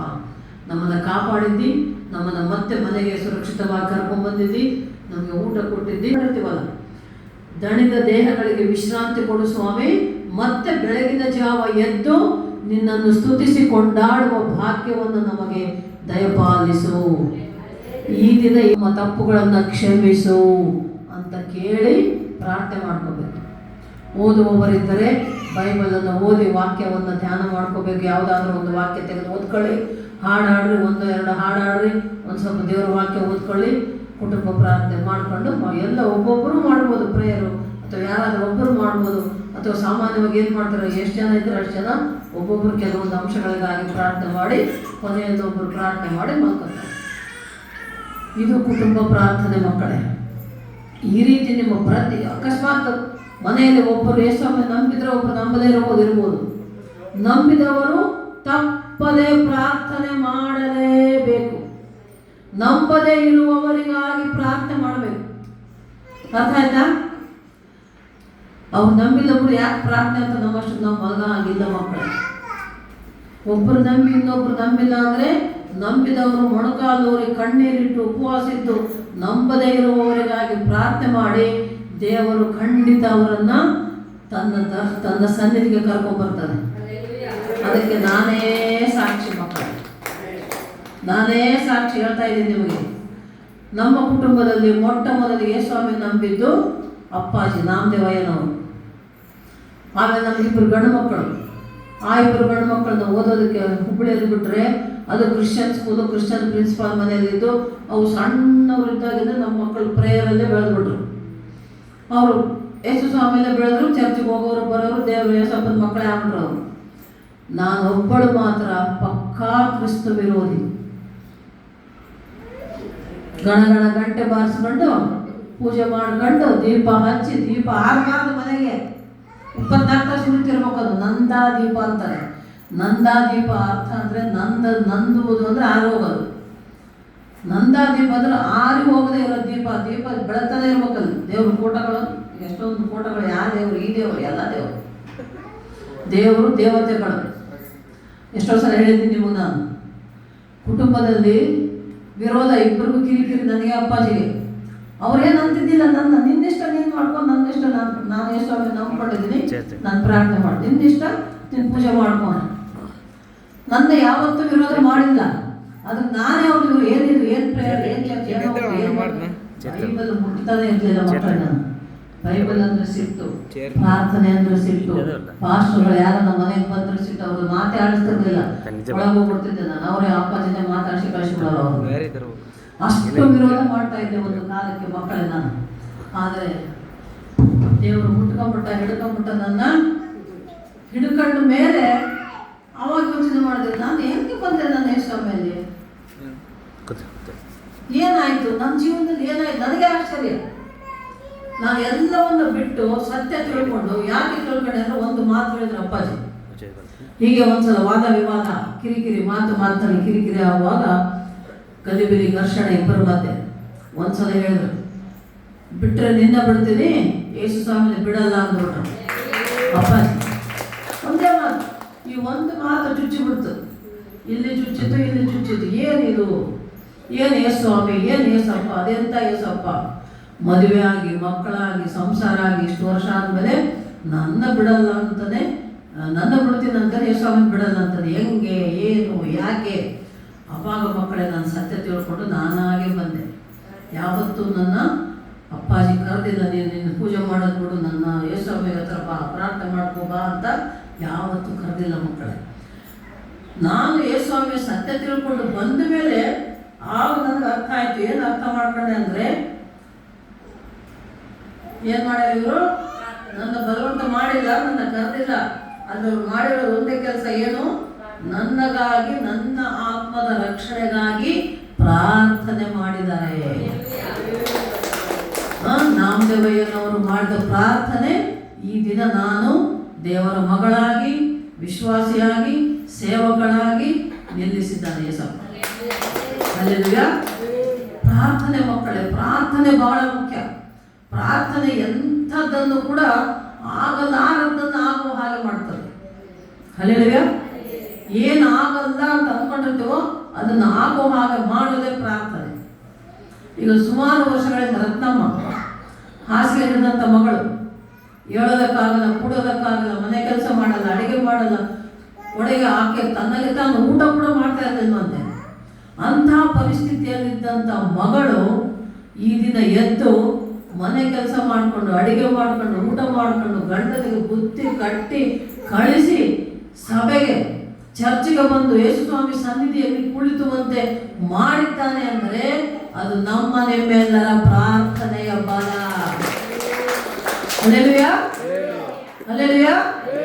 ಗಂಗಾಧರನು ಬಂದು ಮಂದಿರದಲ್ಲಿ ಕೂತಿದ್ದಾನೆ ಅಂದರೆ ನಾವು ನೀವು ಮಾಡುವ ಪ್ರಾರ್ಥನೆ ಬಲ ಮಕ್ಕಳೇ. ಎಂಥವರನ್ನು ಕೂಡ ಒಳ್ಳೆಯದೇ ಮಾಡ್ತದೆ, ಕದಲಿಸ್ತದೆ. ಪ್ರಾರ್ಥನೆ ಪ್ರಾರ್ಥನೆ ಪ್ರಾರ್ಥನೆ. ದೊಡ್ಡ ಸೇವಕರೊಬ್ಬರು ಬಿಲ್ಲಿಗ್ರಾಮ್ ಅಂತ, ಅವರ ಸೇವೆ ಬಹಳ ಅಭಿವೃದ್ಧಿ ಆಯಿತು. ಆದರೆ ಅವರು ನೀವು ಇಷ್ಟೆಲ್ಲ ಸೇವೆ ನಿಮ್ದು ಅಭಿವೃದ್ಧಿ ಒಬ್ಬರಿಂದ ಶುರು ಮಾಡಿರ್ತಾರೆ ಪ್ರಾರ್ಥನೆ. ಒಬ್ಬರಿಂದ ಶುರು ಮಾಡಿ ಇಬ್ಬರಾದ್ರು 3 5 ಜನ 10 ಜನ 20 ಜನ ಹಾಗೆ ಎಷ್ಟೊಂದು ಲಕ್ಷ ಗಟ್ಟಲೆ ಆಗ್ಬಿಟ್ರು ವಿಶ್ವಾಸಿಗಳು. ಹೇಗೆ ಸರ್ ನಿಮ್ಮ ಒಂದು ಸೇವೆ ಒಂದು ಏನು ಗುಟ್ಟೇನು ಅಂತ ಯಾರೋ ಬಂದು ಕೇಳಿದಾಗ ಅವ್ರು ಹೇಳಿದ್ರಂತೆ, 3 ಕೆಲಸ ಮಾಡಿದಪ್ಪ ನಾನು, ನೀವು ಕೂಡ ಏನೇ ಬೇಕಾದರೂ ಅದು 3 ಕೆಲಸ ಮಾಡಿರಿ. ಏನು? ಮೊದಲನೇದು ಪ್ರಾರ್ಥನೆ, ಎರಡನೇದು ಪ್ರಾರ್ಥನೆ, ಮೂರನೇದು ಪ್ರಾರ್ಥನೆ. ನೀವೆಷ್ಟು ಬಲವಾಗಿ ನಂಬಿಕೆಯಿಂದ ಪ್ರಾರ್ಥನೆ ಮಾಡಿಕೊಳ್ತೀರೋ ಅಷ್ಟೇ ಬಲವಾಗಿ ದೇವರು ಕಾರ್ಯ ಮಾಡುತ್ತಾನೆ. ಹಲ್ಲೆಲೂಯಾ. ಪ್ರಾರ್ಥನೆಗೆ ಬಲ ಇದೆ ಮಕ್ಕಳೇ, ಪ್ರಾರ್ಥನೆಯಲ್ಲಿ ಬಲವಿದೆ, ಪ್ರಾರ್ಥನೆಯಲ್ಲಿ ಫಲವಿದೆ, ಪ್ರಾರ್ಥನೆಯಲ್ಲಿ ಜಯವಿದೆ. ಹಲ್ಲೆಲೂಯಾ. ಎಷ್ಟೇ ಕಷ್ಟ ಇರಲಿ ನೀವು ಪ್ರಾರ್ಥನೆ ಮಾಡ್ಕೊಳ್ರಿ. ಈಗ ಸಾಕ್ಷಿಗಳು ಹೇಳಿದ್ರು ಮಕ್ಕಳು, ಎಲ್ಲ ಸಾಕ್ಷಿಗಳು ಯಾಕಾಯ್ತು? ಪ್ರಾರ್ಥನೆಯಿಂದ. ಅಲ್ವಾ? ಪ್ರಾರ್ಥನೆ ಮಾಡಿಕೊಂಡ್ರೆ ರೋಗಿಗೆ ಸ್ವಸ್ಥತೆ, ಪ್ರಾರ್ಥನೆ ಮಾಡಿಕೊಂಡ್ರೆ ಕಷ್ಟದಿಂದ ಬಿಡುಗಡೆ, ಪ್ರಾರ್ಥನೆ ಮಾಡಿಕೊಂಡ್ರೆ ಸೈತಾನದಿಂದ ಬಿಡುಗಡೆ. ಎಷ್ಟೋ ದುಷ್ಟ ಶಕ್ತಿಗಳು, ದುರಾತ್ಮಗಳು, ದೆವ್ವಗಳು, ಗಾಳಿ ಬಡ್ಕೊಂಡದೆ, ದೆವ್ವ ಹಿಡ್ಕೊಂಡದೆ ಅಂತ ಅಂದವರು ಇಲ್ಲಿ ಯೇಸು ಸ್ವಾಮಿ ಸನ್ನಿಧಿಯಲ್ಲಿ ಬಂದು ಪ್ರಾರ್ಥನೆ ಮಾಡಿಕೊಂಡ್ರೆ ದೆವ್ವಗಳು ಬಿಟ್ಟು ಹೋಗ್ತವೆ ಮಕ್ಕಳೇ. ಮಾಟ ಮಂತ್ರ ಶಕ್ತಿಗಳು, ದೆವ್ವಗಳು, ದುರಾತ್ಮಗಳು ಯಾವುವು ಯೇಸು ಸ್ವಾಮಿಯ ಹತ್ತಿರ ಇರುವುದಕ್ಕೆ ಸಾಧ್ಯವೇ ಇಲ್ಲ. ಯೇಸು ಸ್ವಾಮಿ ನಾಮ ಕೇಳಿದ್ರೆ ಬಿಟ್ಟು ಹೋಗ್ತವೆ. ಒಂದ್ಸಲ ಒಂದು ಹಳ್ಳಿಯಲ್ಲಿ ನಾವು ಹೋದಾಗ ದೇವರು ದೆವ್ವ ಹಿಡಿದ್ರೆ ಬಿಡ್ಸಕ್ ಬರ್ರಿ ಅಂದ್ರೆ ಅವ್ರ ಮನೆಗೆ ಹೋಗಿದ್ದೀವಿ. ಅದು ಇನ್ನೂ ನಾವು ಹೋಗಿ ಕುತ್ಕೊಂಡಿದ್ದೀವಿ, ಆಗಲೇ ಆ ದೆವ್ವ ಹಿಡಿದ ಅಮ್ಮ ತೈ ತೈ ತೈ ಕುಣಿತಾ ಇದ್ದಾಳೆ, ಎಗರಾಡ್ತಾ ಇದ್ದಾಳೆ, ಮಾತಾಡ್ತಾ ಇದ್ದಾಳೆ. ಏನಂತ ಇದೆ ದೆವ್ವ? ಯಾಕೆ ಬಂದೆ ನೀನು ಇಲ್ಲಿಗೆ? ನಮಗೂ ಬರ್ತದೆ ಆಶ್ಚರ್ಯ. ನಾನು ಕಣ್ಣಾರೆ ನೋಡಿ ನಾನು ಫಸ್ಟ್ ಟೈಮ್ ಅದು ಅಪ್ಪಾಜಿ ಅವರು ಕರ್ಕೊಂಡು ಹೋಗ್ಯಾರೆ, ಅವ್ರ ಜೊತೆಗೆ ನಾನು ಹೋಗಿದ್ದೀನಿ, ಕುತ್ಕೊಂಡಿವಿ. ಆ ಹುಡುಗಿ ಯವನಸ್ಥ ಹುಡುಗಿ, ಮದುವೆ ಆಗಿದೆ ಪಾಪ, ಮದುವೆ ಆಗಿ ಮಕ್ಕಳಾಗಿಲ್ಲ ಅಂದ್ಬಿಟ್ಟು ಅವ್ರು ಗಂಡನ ಕಡೆಯವ್ರು ಬಿಟ್ಬಿಟ್ಟಾರೆ, ತಂದು ಅವ್ರ ಮನೆಗೆ ಬಿಟ್ಟಾರೆ. ದೆವ್ವ ಹಿಡ್ಕೊಂಡೈತೆ, ದೆವ್ವ ಹಿಡ್ಕೊಂಡಕ್ಕೆ ಸಂಸಾರ ಮಾಡೋಂಗಿಲ್ಲ, ಸಂಸಾರ ಮಾಡಿದ್ರೆ ಮಕ್ಕಳು ಆಗಿಲ್ಲ ಅಂತ ಅಂದ್ಕೊಂಡ್ಬಿಟ್ಟಾರೆ. ತಂದು ತವ್ರ ಮನೆಗೆ ಬಿಟ್ಟು ಹೋಗ್ಯಾರ. ಆ ತವ್ರ ಮನೆಯವರು ನಮ್ಮನ್ನು ಕರ್ಕೊಂಡು ಹೋದ್ರು, ಪ್ರೇಯರ್ ಮಾಡಿದ್ರು. ಯೇಸುಸ್ವಾಮಿ ಅವರು ಪ್ರಾರ್ಥನೆ ಮಾಡಿದ್ರು ದೆವ್ವ ಬಿಡ್ತದಂತೆ ಅಂತ. ಹೋಗಿ ಕೂತಿದ್ದೀವಿ, ಪ್ರೇಯರ್ ಮಾಡ್ತಾ ಇದ್ದಾರೆ, ಬೈಬಲ್ ಕೈ ಹಿಡ್ಕೊಂಡರೆ. ಯಾಕೆ ಬಂದಿದ್ದೀನಿ ನಿನಗೆ ಅಂತದೆ ದೆವ್ವ. ಪ್ರೇಯರ್ ಮಾಡ್ತಾ ಮಾಡ್ತಾ ಅಪ್ಪಾಜಿ ಬೈಬಲ್ ತಗೊಂಡು ತಲೆ ಮೇಲೆ ಇಟ್ಟು, ಬೆಂಕಿ ಯಾಕೆ ಇಡ್ತಿ? ಬೆಂಕಿ ಬೆಂಕಿ ಸುರಿತೀನಿ ನನ್ನ ತಲೆ ಮೇಲೆ, ನೀನು ಬೈಬಲ್ ಇಟ್ಟರೆ ಬೆಂಕಿ ಅಂತ ಇದೆ ದೆವ್ವ. ಪ್ರೇಯರ್ ಮಾಡ್ತಾ ಮಾಡ್ತಾ ಮಾಡ್ತಾ ಆ ಹುಡುಗಿ ಎಗ್ಗಿರಿ ಬಿದ್ದುಬಿಟ್ಲು ನೋಡಮ್ಮ. ಹಿಂಗೆ ಮೇನ್ ಡೋರ್ ಇರ್ತದೆ ಮನೆ ಬಾಗಲು, ಆ ಕಡೆಗೆ ತಲೆ ಮಾಡಿ ದಪ್ಪ ಅಂತ ಬಿದ್ದುಬಿಟ್ಲು ಅವಳು. ಬಿದ್ದ ಮೇಲೆ ಸ್ವಲ್ಪ ತಾಳ್ಮೇಲೆ ಎಬ್ಸಿದ್ರೆ ಎದ್ದು ಕೂತು ನಾರ್ಮಲ್ ಆಗ್ಬಿಟ್ಲು. ದೆವ್ವ ಬಿಟ್ಟು ಓಡಿ ಹೋಗ್ಬಿಡ್ತು. ಪ್ರಾರ್ಥನೆಯಿಂದ ದೆವ್ವಗಳು ಓಡಿ ಹೋಗ್ತವೆ ಮಕ್ಕಳೇ. ಪ್ರಾರ್ಥನೆಯಿಂದ ಅನಾರೋಗ್ಯ ಇದ್ದವರು ಅನಾರೋಗ್ಯ ಬಿಟ್ಟು ಹೋಗ್ತದೆ, ಆರೋಗ್ಯ ಬರ್ತದೆ. ಪ್ರಾರ್ಥನೆಯಿಂದ ನಿನಗೆ ಏನು ಬೇಕೋ ಕೇಳು, ಅದು ನಿನಗೆ ದೊರೆಯುತ್ತದೆ. ಯಾಕಂದ್ರೆ ವಾಕ್ಯನೇ ಹೇಳ್ತಾ ಇದೆಯಲ್ಲ, ನಿನಗೇನು ಬೇಕೋ ನನ್ನ ನಾಮದಲ್ಲಿ ನೀನು ಕೇಳು, ನಿನಗೆ ಅದು ದೊರೆಯುವುದು. ಹಲ್ಲೆಲೂಯಾ. ಕುಟುಂಬದಲ್ಲಿ ಪ್ರಾರ್ಥನೆ ಇದ್ದರೆ, ಹೆಂಡತಿ ನಂಬಿಕೆಯಿಂದ ಪ್ರಾರ್ಥನೆ ಮಾಡಿದರೆ, ಗಂಡನಿಗಾಗಿ ಮಕ್ಕಳಿಗಾಗಿ, ಗಂಡನು ಹೆಂಡತಿಗಾಗಿ ಮಕ್ಕಳಿಗಾಗಿ ಪ್ರಾರ್ಥನೆ ಮಾಡಿದರೆ, ತಂದೆ ತಾಯಿಗಳು ಮಕ್ಕಳಿಗಾಗಿ, ಮಕ್ಕಳು ತಂದೆ ತಾಯಿಗಳಿಗಾಗಿ ಪ್ರಾರ್ಥನೆ ಮಾಡಿದರೆ ಆ ಕುಟುಂಬದಲ್ಲಿ ಅದ್ಭುತಗಳು ನಡೀತವೆ. ಏನಾಗಿಲ್ಲ ಅಂದುಕೊಂಡ ಕಾರ್ಯಗಳು ಆಗ್ತವೆ ಮಕ್ಕಳೇ. ಆದರೆ ನಂಬಿಕೆಯಿಂದ ಪ್ರಾರ್ಥನೆ ಮಾಡಬೇಕು. ಒಂದು ಏನಿರಬೇಕು ಕುಟುಂಬದಲ್ಲಿ? ಮೊದಲನೇದಾಗಿ ಏನಿರ್ಬೇಕು ಹೇಳಿದ್ದು? ದೇವರ ಮೊದಲ ಸ್ಥಾನ, ಎರಡನೇದು ಪ್ರಾರ್ಥನೆ, ಮೂರನೇದು ನಂಬಿಕೆ ಮಕ್ಕಳೇ. ನಂಬಿಕೆಯಿಂದ ಮಾಡಿದ ಪ್ರಾರ್ಥನೆ ರೋಗಿಗೆ ರಕ್ಷಣೆ ನೀಡುವುದು. ಯಾಕೋಬ 5:15 ವಾಕ್ಯ ಹೇಳ್ತಾ ಇದೆ. ಅದೇ ರೀತಿ ನಾವು ನೋಡುವಾಗ ಯೋಹಾನ 11:40 ವಾಕ್ಯ ಹೇಳ್ತದೆ, ನೀನು ನಂಬಿದರೆ ದೇವರ ಮಹಿಮೆಯನ್ನ ಕಾಣುವಿ. ನಂಬಬೇಕು. ಲಾಜರಸನು ಸತ್ತೋದ, ಮಾರ್ತಾ ಮರಿಯಳ ಸಹೋದರ ಲಾಜರಸನು ಸತ್ತ, ಅವನು ಸಮಾಧಿ ಮಾಡಿಟ್ಟು ಬಂದಿದ್ದಾರೆ. ಆದರೆ ಅವರು ಗೋಳಾಡ್ತಾ ಇದ್ದಾರೆ. ಸುಮ್ಮನೆ ಗೋಳಾಡ್ತಿದ್ದಾರ. ಯೇಸು ಸ್ವಾಮಿ ಆ ಕುಟುಂಬಕ್ಕೆ ಒಬ್ಬ ಫ್ಯಾಮಿಲಿ ಫ್ರೆಂಡ್ ಇದ್ದ ಹಾಗೆ. ಲಾಜರಸನ ಸ್ನೇಹಿತ ಏಸಪ್ಪ. ಆ ಕಾಲಕ್ಕೆ ನೋಡಿ, ಏಸಪ್ಪ ಇದ್ದ ಸಮಯದಲ್ಲಿ ಏಸಪ್ಪನಿಗೆ ಸ್ನೇಹಿತನಂತೆ ಇದ್ದವನು ಲಾಜರಸ. ಅದಕ್ಕೆ ಇವರಿಬ್ಬರು ಅಕ್ಕ ತಂಗಿ ಅವನಿಗೆ ಲಾಜರನಿಗೆ. ಲಾಜರನು ಸತ್ತು ಹೋದ. ಯಾಕೆಂದ್ರೆ ಯೇಸು ಸ್ವಾಮಿ ಅವಾಗ ಆ ಊರಲ್ಲಿ ಇದ್ದಿಲ್ಲಂದ್ರೆ ಬೇರೆ ಊರಲ್ಲಿದ್ದ. ಬೇರೆ ಊರುಗಳು ತಿರುಗಿ ಈ ಊರಿಗೆ ಬರೋಷ್ಟರಲ್ಲಿ ಲಾಜರ್ ಸತ್ತರೆ ಸಮಾಧಿ ಮಾಡಿ ಇಟ್ಬಿಟ್ಟಿದ್ದಾರೆ. ಬಂದಾಗ ಇವರಿಬ್ಬರು ಅಕ್ಕ ತಂಗಿಯರು ಏನು ಮಾಡ್ತಾ ಇದ್ದಾರೆ, ಯೇಸು ಸ್ವಾಮಿನೇ ಬೈತಾ ಇದ್ದಾರೆ, ಏನಪ್ಪ ನೀನು ಇವಾಗ ಬಂದು ಯಾವಾಗ ಬರ್ಬೇಕಿತ್ತು ನೋಡಿ, ನೀನು ಬಂದಿಲ್ಲ, ನಮ್ಮ ಸಹೋದರ ಸತ್ತೋಗೇನೆ ಸಮಾಧಿ ಮಾಡಿಬಿಟ್ಟಾರೆ, ನೀನು ಎಂಥ ಕೆಲಸ ಮಾಡಿದೆ ಅಂತ ಯೇಸು ಸ್ವಾಮಿನೇ ಅವ್ರು ದೂಷಿಸ್ತಾ ಇದ್ದಾರೆ, ಬೈತಾ ಇದ್ದಾರೆ. ನೀನಿದ್ರೆ ಈಗ ಆಗ್ತಿದ್ದಿಲ್ಲ ಅಂತ. ಏನಂತಾರೆ ಅವರು, ನೀನಿದ್ರೆ ನಮ್ಮ ಲಾಜರ್ ಸಾಯ್ತಿದ್ದಿಲ್ಲಪ್ಪ, ನೀನಿದ್ರೆ ನೀನು ಬಂದಿಲ್ಲ, ನೀನಿಲ್ಲ ನಮ್ಮ ಜೊತೆ, ನೋಡಿ ಹೆಂಗಾಯ್ತು, ಎಂಥ ಕೆಲಸ ಆಯಿತು, ಸತ್ತೋಗ್ಬಿಟ್ಟಂದ್ರೆ ಸಮಾಧಿ ಮಾಡಿರ್ತೀವಿ. ಅವಾಗ ಯೇಸು ಸ್ವಾಮಿ ಹೇಳ್ತಾರೆ, ಏನು ಹೇಳ್ತಾನೆ, ಎಲ್ಲಿ ನಡೀಲಿ ನೋಡೋಣ ಹೋಗೋಣ ಅಂತ ಸಮಾಧಿ ಹತ್ರ ಬರ್ತಾನೆ. ಸಮಾಧಿ ಹತ್ರ ಬಂದು ನಿಂತು ಏನಂತಾನೆ, ಸ್ವಲ್ಪ ಲಾಜರನೇ ಎದ್ದು ಬಾ, ಎದ್ದು ಬಾ ಅಂತ ಯಾರು ಹೇಳ್ತಾರೆ, ಮಲಗಿದವ್ರು ತಾನೇ ಎಬ್ಸೋದು ಅಲ್ವಾ? ಮಲಗಿದವ್ರು ನೆಮಿಸ್ತೀವಿ ನಾವು, ತಟ್ಟಿ ಕೂಗ್ತೀವಿ, ಎದ್ದೇಳು ಎದ್ದೇಳು ಎದ್ದೇಳು ಎದ್ದೇಳಂದ್ರೆ ಅವಾಗ ಕೈ ತಟ್ಟಿ ಮೈ ತಟ್ಟಿ ಜಾಸ್ತಿ ಕೇಳಿದ್ರೆ ಒಂದೇಟು ಹೊಡೆದೇ ಎಬ್ಬಿಸ್ತೀವಿ ಮಲಗಿದವ್ರು ಅಲ್ವಾ? ಆದರೆ ಇಲ್ಲೇನಾಯ್ತು, ಏಸಪ್ಪ ಏನಂದ, ಲಾಜರನ ಸಮಾಧಿ ಹತ್ರ ಹೋಗಿ ಲಾಜರನೇ ಎದ್ದು ಬಾ ಅಂದ. 3 ದಿನ ಆಗಿದೆ, ಸತ್ತು 3 ದಿನ ಆಗಿ ಬಿಳಿಯ ಬಟ್ಟೆ ಸುತ್ತಿ ಆ ಹೆಣವನ್ನು ಒಳಗಿಟ್ಟಿದ್ದಾರೆ. ಆದರೆ ಆ ಬಟ್ಟೆಯನ್ನೆಲ್ಲ ಬಿಚ್ಚಿಕೊಂಡು ಸಮಾಧಿಯಿಂದ ಎದ್ದು ಸತ್ತ ಲಾಜರನು ಎದ್ದು ಬಂದನು. ಒಂದೇ ಮಾತು, ಮಾತೊಂದೇ ಸಾಕು ಅಯ್ಯ, ಅಯ್ಯ ಮಾತೊಂದೇ ಸಾಕು ಅಯ್ಯ, ಭಿನ್ನವ ಕೇಳುವವನೇ, ನನ್ನ ಕಣ್ಣೀರು ಕಾಣುವವನೇ, ಸುಖ ಕೊಡುವವನೇ, ಸ್ತೋತ್ರ ಏಸಪ್ಪ. ಏನಾಯ್ತಿದೆ, ಅವ್ರು ಭಿನ್ನಹ ಮಾಡಿದ್ರು, ಕೇಳ್ಕೊಂಡ್ರು. ಅಲ್ಲಿ ಒಂದು ಮಾತಾಡಿದ ಏಸಪ್ಪ, ಲಾಜರನೇ ಎದ್ದು ಬಾ ಅಂದಾಗ ಸತ್ತು ಸಮಾಧಿ ಮಾಡಲ್ಪಟ್ಟ ಲಾಜರ ಸಮಾಧಿ ಒಳಗಿದ್ದ ಲಾಜರನು ಎದ್ದು ಬಂದನು. ಮಕ್ಕಳೇ, ಒಂದೇ ಮಾತು ಸಾಕು ಏಸಪ್ಪನಿಗೆ. ಒಂದು ಮಾತು ಹೇಳಿದ್ರೆ ಅದ್ಭುತ ಕಾರ್ಯಗಳಾಗ್ತಾವಮ್ಮ. ಆವಾಗ ಹೇಳೋದು ವಾಕ್ಯ ಇದು 11:40, ನೀನು ನಂಬಿದರೆ ದೇವರ ಮಹಿಮೆಯನ್ನು ಕಾಣುವಿ. ಸತ್ತ ಲಾಜರನು ಏನೋ ನಿದ್ದೆಯಿಂದ ಎದ್ದು ಬಂದ ಹಾಗೆ ಬಂದು ಎದುರಿಗೆ ನಿಂತನು. ಅದು ದೇವರ ಮಹಿಮೆ ಮಕ್ಕಳೇ, ಅದು ದೇವರ ಮಹಿಮೆ.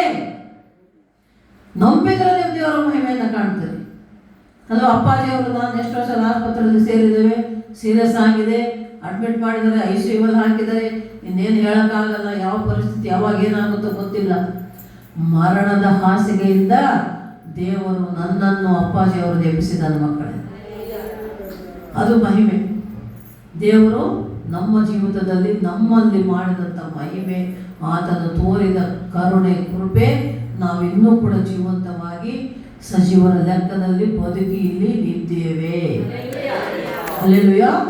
ನಂಬಬೇಕು, ಕುಟುಂಬದಲ್ಲಿ ನಂಬಿಕೆ ಇರಬೇಕು, ದೇವರಲ್ಲಿ ನಂಬಿಕೆ ಮೊದಲನೇದಾಗಿ. ನೆಕ್ಸ್ಟ್ ಗಂಡನ ಮೇಲೆ ಹೆಂಡತಿಗೆ, ಹೆಂಡತಿ ಮೇಲೆ ಗಂಡನಿಗೆ ನಂಬಿಕೆ ಇರಬೇಕು. ತಂದೆ ತಾಯಿಗಳಿಗೆ ಮಕ್ಕಳ ಮೇಲೆ ನಂಬಿಕೆ ಇರಬೇಕು, ಮಕ್ಕಳಿಗೆ ತಂದೆ ತಾಯಿಗಳ ಮೇಲೆ ನಂಬಿಕೆ ಇರಬೇಕು.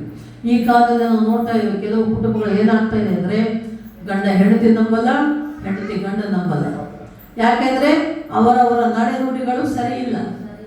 ಎಷ್ಟೋ ಕುಟುಂಬಗಳಲ್ಲಿ ನಾವು ನೋಡುವಾಗ ಗಂಡನ ನಡೆನುಡಿ ಸರಿ ಇಲ್ಲ, ಹೆಂಡತಿ ನಡೆನುಡಿ ಸರಿ ಇಲ್ಲ, ಒಬ್ಬರ ಮೇಲೆ ಒಬ್ಬರಿಗೆ ನಂಬಿಕೆ ಇಲ್ಲ, ಅನುಮಾನಗಳು. ಅನುಮಾನ ಅಂದ್ರೆ ದೊಡ್ಡ ಸೈತಾನ. ಅನುಮಾನ ಗಂಡನ ಮೇಲೆ ಹೆಂಡತಿಗೆ, ಹೆಂಡತಿ ಮೇಲೆ ಗಂಡನಿಗೆ ಇದ್ದರೆ ಅದು ದೊಡ್ಡ ಸೈತಾನ ನಿಮ್ಮ ಕುಟುಂಬದಲ್ಲಿ ಸೇರಿದೆ ಎಂದು ಅರ್ಥ ಮಕ್ಕಳೇ. ಅಲ್ಲಿ ಪ್ರೀತಿ ವಿಶ್ವಾಸ ಇರೋದಿಲ್ಲ. ಆದರೆ ಯಾವಾಗಲೂ ನೀವು ಸಂಪೂರ್ಣವಾಗಿ ನಿಮ್ಮ ಕುಟುಂಬದಲ್ಲಿರುವಂಥ ಸದಸ್ಯರ ಮೇಲೆ, ಗಂಡನ ಮೇಲೆ, ಹೆಂಡತಿಯ ಮೇಲೆ ಮತ್ತು ವಿಶೇಷವಾಗಿ ಮಕ್ಕಳ ಮೇಲೆ ನಂಬಿಕೆ ಇಡಬೇಕು. ಆ ನಂಬಿಕೆ ಇಲ್ಲ ಅಂದ್ರೆ ಮತ್ತೆ ಸಂಸಾರ ಅಳ್ಳಾಡ್ಬಿಡ್ತದೆ, ಅಳ್ಳಾಡಿ ಬಿದ್ದು ಹೋಗ್ಬಿಡ್ತದೆ. ಹಲ್ಲೆಲೂಯಾ. ನಂಬಿಕೆ ಇರಬೇಕು ಗಂಡನ ಮೇಲೆ ಹೆಂಡತಿಗೆ, ಹೆಂಡತಿ ಮೇಲೆ ಗಂಡನಿಗೆ. ಯಾಕೆಂದ್ರೆ ನೀವು ಯಾರ ಮಕ್ಕಳು? ಏಸಪ್ಪನ ಮಕ್ಕಳು. ಏಸಪ್ಪನ ನಂಬಿದ ಮಕ್ಕಳು ಯಾವಾಗಲೂ ಒಳ್ಳೆಯವರಾಗೇ ಇರಬೇಕು, ಒಳ್ಳೆಯವರಾಗಿ ಇದ್ದಾರೆ ಅನ್ನೋ ನಂಬಿಕೆ ನಿಮಗಿರಬೇಕು. ಸಣ್ಣದು ಕೂದಲೆಳೆ ಎಷ್ಟು ಅನುಮಾನ ಬಂದರೂ ಕೂಡ ಅದು ಗುಡ್ಡದಷ್ಟು ಕೆಟ್ಟ ಕಾರ್ಯ ಮಾಡ್ತದೆ ಮಕ್ಕಳೇ. ನೆನಪಿಟ್ಟುಕೊಳ್ಳಿ, ಪ್ರತಿ ಕುಟುಂಬದಲ್ಲಿ ಎಲ್ಲರೂ ಒಬ್ಬರಿಗೊಬ್ಬರು, ಮನೆಯಲ್ಲಿ ಎಷ್ಟು ಜನ ಇದ್ದೀರೋ ಅಷ್ಟು ಜನರು ಕೂಡ ಒಬ್ಬರನ್ನೊಬ್ಬರು ನಂಬಬೇಕು ನೀವು. ಆ ನಂಬಿಕೆ ಇದ್ದರೆ, ನಂಬಿಕೆಯೇ ನಿಮ್ಮ ಭದ್ರ ಜೀವನದ ಭದ್ರವಾದ ಕುಟುಂಬದ ಬುನಾದಿ ಮಕ್ಕಳೇ. ನಂಬಿಕೆಯಿಂದ ನೀವು ಮುಂದೆ ಸಾಗಿ ಹೋಗಬೇಕು. ದೇವರಿರಬೇಕು. ದೇವರಲ್ಲಿ ಮೊದಲ ಸ್ಥಾನ ಪ್ರಾರ್ಥನೆ, ನಂಬಿಕೆ, ಆಮೇಲೆ ಪ್ರೀತಿ ಇರಬೇಕು. ಒಬ್ಬರನ್ನೊಬ್ಬರು ಪ್ರೀತಿಸ್ತಾ ಇರಬೇಕು ಮಕ್ಕಳು. ಎಷ್ಟೋ ಕಡೆ ನಾವು ನೋಡ್ತೇವೆ ಕುಟುಂಬಗಳಲ್ಲಿ ಯಾವಾಗಲೂ ಜಗಳ, ತಂಟೆ, ತಕರಾರು, ಒಬ್ಬರ ಮೇಲೆ ಒಬ್ಬರು ಹೇಳಿದ್ದು ಕೇಳಿದ್ದು ಚಾಡಿಗಳು ಹೇಳ್ತಾ ಇರ್ತಾರೆ. ಗಂಡದ ಮೇಲೆ ಹೆಂಡತಿ ಹೇಳ್ತಾಳೆ, ಹೆಂಡತಿ ಮೇಲೆ ಗಂಡನ ಹೇಳ್ತಾನೆ, ಅಪ್ಪ ಅಮ್ಮನ ಮೇಲೆ ಮಕ್ಕಳು ಚಾಡಿ ಹೇಳ್ತಾರೆ, ಮಕ್ಕಳ ಮೇಲೆ ಅಪ್ಪ ಅಮ್ಮ ಹೇಳ್ತಾರೆ, ಅವ್ರೇನು ನಮ್ಮನ್ನು ನೋಡೋಂಗೇ ಇಲ್ಲ, ನಮ್ಮನ್ನು ಕೇಳೋಂಗೇ ಇಲ್ಲ, ಗಂಡ ದುಡಿಯೋಂಗಿಲ್ಲ, ಸರಿಯಾಗಿ ದುಡ್ಕೊಂಡು ಬರೋಂಗಿಲ್ಲ, ದುಡ್ಡು ಸರಿಯಾಗಿ ಅಡಿಗೆ ಮಾಡಿ ಹಾಕಂಗಿಲ್ಲ ಅಂತ ಗಂಡ ಹೇಳ್ತಾನೆ. ಹೆಂಡತಿ ಗಂಡ ದುಡ್ಡು ತಂದಿಲ್ಲ ಅಂತ ಹೆಂಡತಿ ಗಂಡನ ಮೇಲೆ, ಗಂಡ ಹೆಂಡತಿ ಮೇಲೆ, ನಾನೆಲ್ಲ ದುಡ್ಕೊಂಡು ಬಂದು ಹಾಕ್ತೀನಿ ಆದರೆ ಸರಿಯಾಗಿ ಅಡಿಗೆ ಮಾಡೋಂಗಿಲ್ಲ, ಸರಿಯಾಗಿ ಮನೆ ಕೆಲಸ ಮಾಡೋಂಗಿಲ್ಲ ಅಂತ ಗಂಡ ಹೆಂಡತಿ ಮೇಲೆ ಹೇಳ್ತಾನೆ. ಇಂಥದ್ದು ಇರಬಾರದು. ಪ್ರೀತಿ ಇರಬೇಕು. ಪ್ರೀತಿಯಿಂದ ಒಬ್ಬರನ್ನೊಬ್ಬರು ಹೊಂದಿಕೊಂಡು, ಕೆಲಸ ಇದ್ದರೂ ಕೂಡ ಒಬ್ಬರಿಗೊಬ್ಬರು ಹಂಚಿಕೊಂಡು ಹೊಂದಿಕೊಂಡು ಸಮಾಧಾನದಿಂದ ಇರಬೇಕು. ಈಗ ಏಸಪ್ಪನ ಮಕ್ಕಳ ಮೇಲೆ ಏಸಪ್ಪ ಯಾರು? ಸಮಾಧಾನಕರ್ತ. ಹೌದಾ? ಈ ಭೂಲೋಕದಲ್ಲಿರುವ ಜನರೊಳಗೆ ಸಮಾಧಾನ ಕೊಡುವುದಕ್ಕಾಗಿಯೇ ಏಸಪ್ಪ ಪರಲೋಕದಿಂದ ಭೂಲೋಕಕ್ಕೆ ನರಮಾನವನಾಗಿ ಹುಟ್ಟಿ ಬಂದನು ಅಂತ ಸತ್ಯವೇದದಲ್ಲೇ ನಾವು ಲೋಕ 2ನೇ ಅಧ್ಯಾಯ 11-12 ವಾಕ್ಯದಲ್ಲಿ ನೋಡ್ತೇವೆ ಅಲ್ವಾ? ಈ ಲೋಕಕ್ಕೆ ಯಾಕೆ ಬಂದ ಏಸಪ್ಪ? ಮನುಷ್ಯರೊಳಗೆ ಸಮಾಧಾನ ಕೊಡೋದಕ್ಕೆ. ಅಂದ್ರೆ ನೀವು ಮನುಷ್ಯರಲ್ಲ, ಗಂಡ ಮನುಷ್ಯನೇ, ಹೆಂಡತಿ ಮನುಷ್ಯನೇ ತಾನೆ. ನಿಮ್ಮಲ್ಲಿ, ನಿಮ್ಮ ಕುಟುಂಬದಲ್ಲಿ ಸಮಾಧಾನ ಇರುವಂತೆ ನೀವೇ ನೋಡಿಕೊಳ್ಳಬೇಕು. ಯಾರು ಮೊದಲು? ಗುಣವತಿಯಾದ ಸತಿ. ಹೆಂಡತಿ ಸಮಾಧಾನವಾಗಿರ್ಬೇಕು ಮೊದಲು. ಹೆಂಡತಿ ಸಮಾಧಾನವಾಗಿದ್ದರೆ, ಹೆಂಡತಿ ಗಂಡನನ್ನ, ಮಕ್ಕಳನ್ನ, ಬಂಧು ಬಳಗವನ್ನು ಪ್ರೀತಿಸ್ತಾ ಇದ್ದರೆ ಆ ಕುಟುಂಬದಲ್ಲಿ ಯಾವಾಗಲೂ ಶಾಂತಿ ಸಮಾಧಾನ ಇದ್ದೇ ಇರ್ತದೆ ಮಕ್ಕಳೇ. ಪ್ರೀತಿ ಇರಬೇಕು. ಒಬ್ಬರನ್ನೊಬ್ಬರು ಪ್ರೀತಿಸ್ತಾ ಇರಬೇಕು. ಅವ್ರು ಹೇಗೆ ಇರಲಿ, ಕೆಟ್ಟದ್ದು ಮಾಡಿದ್ರು ಕೂಡ, ಹುಡುಗ ಗಂಡ ಇದ್ರು ಕೂಡ ನಾವು ಎಷ್ಟೋ ಕುಟುಂಬಗಳು ನೋಡ್ತೇವೆ, ಗಂಡ ಕೆಟ್ಟ ಹುಡುಗ ಇರ್ತಾನೆ, ಹುಡುಗ ಬಂದು ಬಿಡಿತಾ ಇರ್ತಾನೆ. ಆ ಜಗಳ ಬಿಡಿಸಕ್ ಹೋಗಿ ಅಕಸ್ಮಾತ್ ಬೇರೆ ಯಾರನ್ನ ಬಂದು ಏನೋ ನೀನು ಹೆಂಡತಿಗೆ ಹಿಂಗೆ ಮಾಡ್ತೀಯಲ್ಲ ಅಂತ ಗಂಡನ ಯಾರಾದ್ರೂ ಹೊಡೆಯಕ್ಕೆ ಬೈಯಕ್ಕೆ ಹೋದ್ರೆ ಆ ಹೊಡೆಸ್ಕೊಂಡು ಬೈಸ್ಕೊಂಡು ಹೆಂಡತಿ ಸುಮ್ಮನೆ ಇರ್ತಾಳ. ಗಂಡನ ಯಾರು ಬುದ್ಧಿ ಒಳಗೆ ಬಂದಿರ್ತಾರೋ ಅವ್ರಿಗೆ ಅಂದ್ರೆ ಬಿಡಪ್ಪ, ನನ್ನ ಗಂಡ ನನ್ನ ಇಷ್ಟ, ನಮ್ಮನೆ ನಮ್ಮ ಇಷ್ಟ, ನಮ್ಮ ಸಂಸಾರ ನಮ್ಮ ಇಷ್ಟ ಅಂತಾರೆ. ಗಂಡನ ಹೆಂಡತಿ ಯಾವತ್ತೂ ಬಿಟ್ಟು ಕೊಡಲ್ಲ ಮಕ್ಕಳೇ. ಹಾಗೆ ಗಂಡಂದಿರು ನೀವು ಹಾಗೆ ಇರಬೇಕು. ನಿಮ್ಮ ಹೆಂಡತಿಯರ ಬಗ್ಗೆ ನಿಮಗೆ ಪ್ರೀತಿ ಇರಬೇಕು, ವಿಶ್ವಾಸ ಇರಬೇಕು, ನಂಬಿಕೆ ಇರಬೇಕು. ಆಗಲೇ ಕುಟುಂಬದಲ್ಲಿ ಶಾಂತಿ ಸಮಾಧಾನ ಇರುವುದಕ್ಕೆ ಸಾಧ್ಯ. ಕುಟುಂಬ ಅಭಿವೃದ್ಧಿ ಆಗ್ತದೆ. ಪ್ರೀತಿ ಇರಬೇಕು. ಆಮೇಲೆ ಇನ್ನೊಂದು ಮುಖ್ಯವಾದದ್ದು ಕ್ಷಮಾಪಣೆ ಗುಣ, ಕ್ಷಮಿಸುವ ಗುಣ. ಪ್ರತಿ ಕುಟುಂಬದಲ್ಲಿ ಪ್ರತಿಯೊಬ್ಬರು, ಎಲ್ಲರೂ ತಪ್ಪು ಮಾಡದ ಮನುಷ್ಯ ಯಾರಿಲ್ಲ. ಹೌದಾ? ಒಬ್ಬನೂ ಇಲ್ಲ ನೀತಿವಂತನು, ಒಬ್ಬನಾದರೂ ಇಲ್ಲ ಅಂತ ಬೈಬಲಲ್ಲಿ ಬರೆದು ಬಿಟ್ಟಿದೆ. ಹೌದಾ? ಈ ಲೋಕದಲ್ಲಿ ಒಬ್ಬರು ನೀತಿವಂತರಿಲ್ಲಂತೆ, ಒಬ್ಬನಾದರೂ ಇಲ್ಲ ಅಂತ ಸತ್ಯವೇದ ವಾಕ್ಯದಲ್ಲಿ ಹೇಳ್ತದೆ. ಆದರೂ ಕೂಡ ನಾವು ನೀತಿವಂತರಾಗಬಹುದು. ಹೇಗೆ? ಏಸಪ್ಪನ ನಂಬಿದವರು ನೀತಿವಂತರು. ಬರೀ ನಂಬೋದಷ್ಟೇ ಅಲ್ಲ, ಏಸಪ್ಪನ ಮಾತಿನಂತೆ ನಡೆದುಕೊಳ್ಳುವವರು. ಯಾಕೋಬ 1ನೇ ಅಧ್ಯಾಯ 22ನೇ ವಚನ ಓದಮ್ಮ. ಯಾಕೋಬ 1 ಅಧ್ಯಾಯ 22, 1ನೇ ಅಧ್ಯಾಯ 22ನೇ ವಚನ.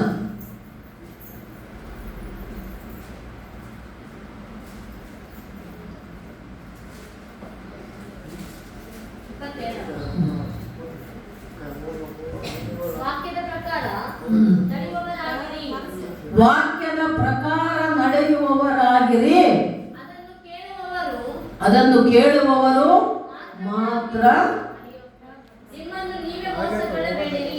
ಕೇಳುವವರು ಮಾತ್ರ ಆಗಿದ್ದು ನಿಮ್ಮನ್ನು ನೀವೇ ಮೋಸಗೊಳಿಸಿಕೊಳ್ಳಬೇಡಿರಿ ಅಂತ ಇದೆ ವಾಕ್ಯ. ಅರ್ಥ ಆಯ್ತಾ? ಏನ್ ಮಾಡ್ಬೇಕಂತೆ? ಏಸಪ್ಪನ ಮಕ್ಕಳು ಏನ್ ಮಾಡ್ಬೇಕು? ವಾಕ್ಯದ ಪ್ರಕಾರ ನಡೆದುಕೊಳ್ಳಬೇಕು. ದೇವರ ವಾಕ್ಯ ಏನು ಹೇಳ್ತಾ ಇದೆ? ಗಂಡನು ಹೆಂಡತಿಯನ್ನು ಪ್ರೀತಿಸಬೇಕು, ಹೆಂಡತಿ ಗಂಡನಿಗೆ ಅಧೀನಳಾಗಿರಬೇಕು, ಗಂಡನ ಮಾತನ್ನ ಕೇಳಬೇಕು ಅಂತದೆ ವಾಕ್ಯ. ದೇವರ ಮಾತನ್ನ ಕೇಳಬೇಕು, ದೇವರ ವಾಕ್ಯ ಕೇಳಬೇಕು, ಗಂಡನ ಮಾತನ್ನ ಕೇಳಬೇಕು. ಆಗಲೇ ಕುಟುಂಬದಲ್ಲಿ ಸಮಾಧಾನ, ಶಾಂತಿ ಇರ್ತದೆ. ಗಂಡನು ಹೆಂಡತಿಯನ್ನು ಪ್ರೀತಿಸಬೇಕು, ಹೆಂಡತಿ ಗಂಡನಿಗೆ ಅಧೀನರಾಗಿರಬೇಕು. ಆದರೆ ಪ್ರೀತಿ ಇಬ್ಬರಲ್ಲೂ ಇರಬೇಕು, ಎಲ್ಲರಲ್ಲೂ ಇರಬೇಕು, ಕುಟುಂಬದಲ್ಲಿ ಪ್ರೀತಿ ಇರಬೇಕು.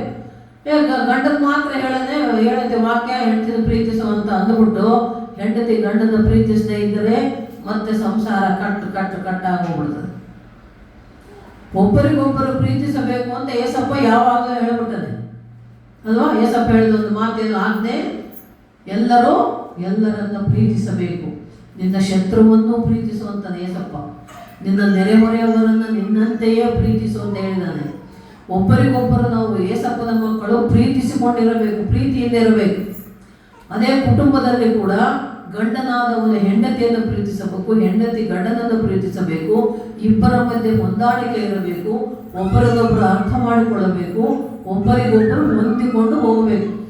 ಆಗಲೇ ಸಂಸಾರ, ಕುಟುಂಬ ಸಂತೋಷವಾಗಿ, ಸಮಾಧಾನವಾಗಿ, ನೆಮ್ಮದಿಯಿಂದ ಇರುತ್ತದೆ, ಅಭಿವೃದ್ಧಿ ಹೊಂದುತ್ತದೆ. ಹಲ್ಲೆಲೂಯಾ.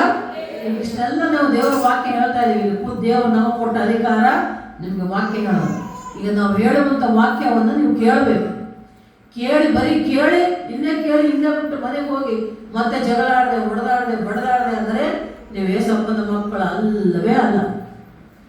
ಅರ್ಥ ಆಯ್ತಾ? ವಾಕ್ಯ ಏನು ಹೇಳ್ತಾ ಇದೆ? ವಾಕ್ಯವನ್ನು ಅನುಸರಿಸುವವರಾಗಿರಿ, ದೇವರ ವಾಕ್ಯದ ಪ್ರಕಾರ ನೀವು ನಡ್ಕೊಳ್ಳ್ರಿ ಅಂತದೆ ವಾಕ್ಯ. ಯಾರು ದೇವರ ವಾಕ್ಯದ ಪ್ರಕಾರ ನಡ್ಕೊಳ್ತಾರೋ ಅವರೇ ನೀತಿವಂತರು, ದೇವರಿಗೆ ಇಷ್ಟವಾಗುವವರು. ಹಲ್ಲೆಲೂಯಾ. ದೇವರಿಗೆ ಯಾರು ಇಷ್ಟ ಆಗ್ತಾರೆ ಅಂದ್ರೆ ಅವ್ರ ಮಾತು ಕೇಳಿದವ್ರು. ಈಗ ಮನೆಯಲ್ಲೇ ನೋಡಿ, ನಾವು ಮನೆಯಲ್ಲಿ 4 ಜನ ಮಕ್ಕಳಿದ್ದಾರೆ ಅನ್ಕೊಳ್ಳಿ. ಆ 4 ಜನ ಮಕ್ಕಳಿಗೆ ಒಂದಿಬ್ಬರು ಕೆಟ್ಟ ಎದುರು ಇರ್ತಾರೆ. ಅಪ್ಪ ಅಮ್ಮ ಮಾತೆ ಕೆಳಗೆ ಎದುರು ಮಾತಾಡಿ ಜಗಳಾಡಿ ಮನೆಯಿಂದ ಹೊರಗೆ ಓಡಾಡ್ಕೊಂಡಿರೋ ಮಕ್ಕಳು ಇರ್ತಾರೆ. ಇನ್ನು 2 ಮಕ್ಕಳು ಅಪ್ಪ ಅಮ್ಮ ಏನು ಹೇಳಿದ್ರು ಅದನ್ನು ಕೇಳಿಕೊಂಡು ಚೆನ್ನಾಗಿರ್ತಾರೆ. ಅವಾಗ ಅಪ್ಪ ಅಮ್ಮಗೆ ಯಾರು ಇಷ್ಟ ಆಗ್ತಾರೆ? ತಮ್ಮ ಮಾತು ಕೇಳೋದ್ರೆ ತಾನು ಇಷ್ಟ ಆಗೋದು. ಈಗ ತಮ್ಮ ಮಾತು ಯಾರು ಕೇಳ್ತಾರೋ ಆ ಮಕ್ಕಳೇ ಅಪ್ಪ ಅಮ್ಮನಿಗೆ ಇಷ್ಟ ಆಗೋದು. ಈಗ ತಂದೆ ತಾಯಿ ಮಕ್ಕಳು ಮಾತು ಕೇಳಿಲ್ಲ ಅಂದ್ರೆ ಅವ್ರ ಮೇಲೆ ಸಿಟ್ಟಿರ್ತದೆ, ಅವ್ರ ಮೇಲೆ ಒಡೆಯೋದು, ದ್ವೇಷಗಳು ಬಿಡ್ತದೆ ಅಪ್ಪ ಅಮ್ಮಗೆ, ಮಕ್ಕಳಿಗೆ. ಹಾಗೆ ನಮ್ಮ ತಂದೆಯಾದ ದೇವರಿಗೆ ಕೂಡ ನಾವು ಯಾವಾಗ ಇಷ್ಟ ಆಗ್ತೇವೆ? ನಾನು ನೀನು, ನಾವು ನೀವು ಅಂದ್ರೆ ಆತನ ವಾಕ್ಯವನ್ನ ಅನುಸರಿಸುವವರಾಗಿದ್ದರೆ. ಹಲ್ಲೆಲೂಯಾ. ದೇವರ ವಾಕ್ಯವನ್ನು ಅನುಸರಿಸು. ನಿನ್ನ ಹೆಂಡತಿಯನ್ನು ನೀನು ಪ್ರೀತಿಸು. ಅಮ್ಮ, ನೀನು ಹೆಂಡತಿಯಾದವಳು ಗಂಡನನ್ನ ಏನ್ ಮಾಡಬೇಕು? ಗೌರವಿಸಬೇಕು, ಸನ್ಮಾನಿಸಬೇಕು, ಗಂಡನಿಗೆ ಅಧೀನರಾಗಿದ್ದು ಗಂಡನ ಮಾತನ್ನ ಕೇಳಿಕೊಂಡಿರಬೇಕು. ಅದೇ ಕುಟುಂಬದ ಬಗ್ಗೆ ನಾವು ಯೋಚನೆ ಮಾಡುವಾಗ ಮನೆ ಸಂಸಾರ ಅಭಿವೃದ್ಧಿ ಆಗಬೇಕು, ಒಳ್ಳೇದಾಗಬೇಕಂದಾಗ ಗಂಡ ಹೆಂಡತಿ ಇಬ್ಬರು ಸೇರಿ ಮಾತಾಡಿಕೊಂಡು ಒಂದು ನಿರ್ಧಾರ ತಗೊಂಡು ಕುಟುಂಬದ ಅಭಿವೃದ್ಧಿಗಾಗಿ, ಕುಟುಂಬದ ಒಳ್ಳೆಯದಕ್ಕಾಗಿ, ಮಕ್ಕಳ ಒಳ್ಳೆಯದಕ್ಕಾಗಿ ಯೋಚನೆ ಮಾಡಿ ನೀವು ನಿರ್ಧಾರ ಮಾಡಬೇಕು. ಅಧೀನರಾಗಿರುವಂತ ಕೂಡ ಬರೀ ಹೇಳಿದ ಮಾತು ಕೇಳಿ ಬಿದ್ದಿರುವಂತ ಹಾಗಲ್ಲ, ಜಬರ್ದಸ್ತಿ ಹೆಂಡತಿ ಮೇಲೆ ಮಾಡಬಾರ್ದು. ಮತ್ತೆ ಅಲ್ಲಿಬ್ಬರು ಹೊಂದಿಕೊಂಡಿರಬೇಕು. ಏನೇ ಮಾಡಬೇಕಾದ್ರೆ ಇಬ್ಬರು ಮಾತಾಡಿ ಯೋಚನೆ ಮಾಡಿ ಆಲೋಚನೆ ಮಾಡಿ ಅದಕ್ಕೆ ತಕ್ಕ ಹಾಗೆ ನೀವು ನಡ್ಕೊಂಡ್ರೆ, ಒಂದೇ ಮನಸ್ಸು ಒಂದೇ ಮಾತು ನಿಮ್ಮದಿಬ್ಬರದ್ದು ಇದ್ದರೆ ಮಾತ್ರ ನಿಮ್ಮ ಸಂಸಾರ, ನಿಮ್ಮ ಕುಟುಂಬ ಅಭಿವೃದ್ಧಿ ಆಗ್ತದೆ ಮಕ್ಕಳೇ. ಹಲ್ಲೆಲೂಯಾ. ಅಲ್ಲಿ ನೋಡಿ, ಮಾರ್ತಾ ಮರಿಯ ಲಾಜರನ ಬಗ್ಗೆ ಹೇಳ್ತಾ ಇದ್ದೆ. ಮಾರ್ತಾ ಮರಿಯ ಇಬ್ಬರು ಅಕ್ಕ ತಂಗಿ. ಅಲ್ಲಿ ಇಬ್ಬರು ಏನು ಮಾಡ್ತಾರೆ? ಒಬ್ಬಳು ಅಡಿಗೆ ಮನೆಯಲ್ಲಿ ಹೋಗಿ ಅಡಿಗೆ ಮಾಡ್ತಾ ಇರ್ತಾರೆ, ಇನ್ನೊಬ್ಳು ಯೇಸುಸ್ವಾಮಿ ಪಾದದ ಹತ್ರ ಕೂತು, ಈಗ ನಾನು ಈಗ ಮೇಲೆ ಕೂತಿದ್ದೀನಿ ಅಂದರೆ ಇಲ್ಲಿ ಕಾಲ ಹತ್ರ ಕೂತ್ಕೊಂಡು ಯೇಸುಸ್ವಾಮಿ ಹೇಳಿದ ಮಾತನ್ನು ಕೇಳ್ತಾ ಇರ್ತಾಳೆ. ಆಗ ಅವಳು ಅಡಿಗೆ ಮಾಡ್ತಾ ಇರ್ತಾಳೆ. ಅವಳು ಬಂದು ಏನು ಮಾಡ್ತಾಳೆ? ಯೇಸುಸ್ವಾಮಿಗೆ ಕಂಪ್ಲೇಂಟ್ ಮಾಡ್ತಾಳೆ, ಏನಪ್ಪ ನನಗೇನು ಸಹಾಯ ಮಾಡೋವಳು ಕೆಲಸ ಮಾಡೋಕ್ಕೆ? ಯೇಸಪ್ಪ ಬಂದನೆ ಅಂತ ಸಂತೋಷವಾಗಿ ಆಯಮ್ಮ ಏನು ಅಡಿಗೆ ಏನನ್ನ ಮಾಡ್ತಿರ್ತಾಳೆ. ಹೋಗಿ ಆಯಮ್ಮ ಆ ಕೆಲಸದಾಗಿರ್ತಾಳೆ, ಇಲ್ಲಮ್ಮ ದೇವ್ರ ಮಾತು ಕೇಳ್ತಾ ಇರ್ತಾಳೆ. ಆಗ ಯೇಸಪ್ಪ ಹೇಳ್ತಾಳೆ ಒಂದೇ ಮಾತು, ಮರಿಯಳು ಉತ್ತಮವಾದದ್ದನ್ನೇ ಆರಿಸಿಕೊಂಡಿದ್ದಾಳೆ. ಏನ್ ಮಾಡ್ತಾ ಇದ್ಲು ಮರಿಯ? ಏನ್ ಮಾಡ್ತಾ ಇದ್ಲು? ಯೇಸಪ್ಪನ ಪಾದದ ಬಳಿಯಲ್ಲಿ ಕುಳಿತುಕೊಂಡು ಯೇಸು ಸ್ವಾಮಿ ಹೇಳುವ ಮಾತುಗಳನ್ನ ಕೇಳ್ತಾ ಇದ್ದಳು. ಈ ದೇವರ ಮಾತು ಕೇಳೋದು ಒಳ್ಳೆಯದು. ಈಗ ನೀವು ಚರ್ಚಿಗೆ ಬಂದು ಕೂತ್ಕೊಂಡು ದೇವರ ವಾಕ್ಯ ಕೇಳ್ತಾ ಇದ್ರಲ್ಲ, ನಿಮಗೆ ಒಳ್ಳೆಯದು, ನೀವು ಒಳ್ಳೆಯವರು. ಯಾರು ಬಂದಿಲ್ಲ, ದೇವ್ರ ಮಾತು ಕೇಳಿಲ್ಲ ಅಂದ್ರೆ ಅವ್ರು ಒಳ್ಳೆಯದು ಆಗೋದಿಲ್ಲ, ಅವ್ರು ಒಳ್ಳೆಯವರು ಅಲ್ಲ. ಎಲ್ಲಿ ಈ ವಾಕ್ಯ ಹೇಳೋ ಪ್ರಕಾರ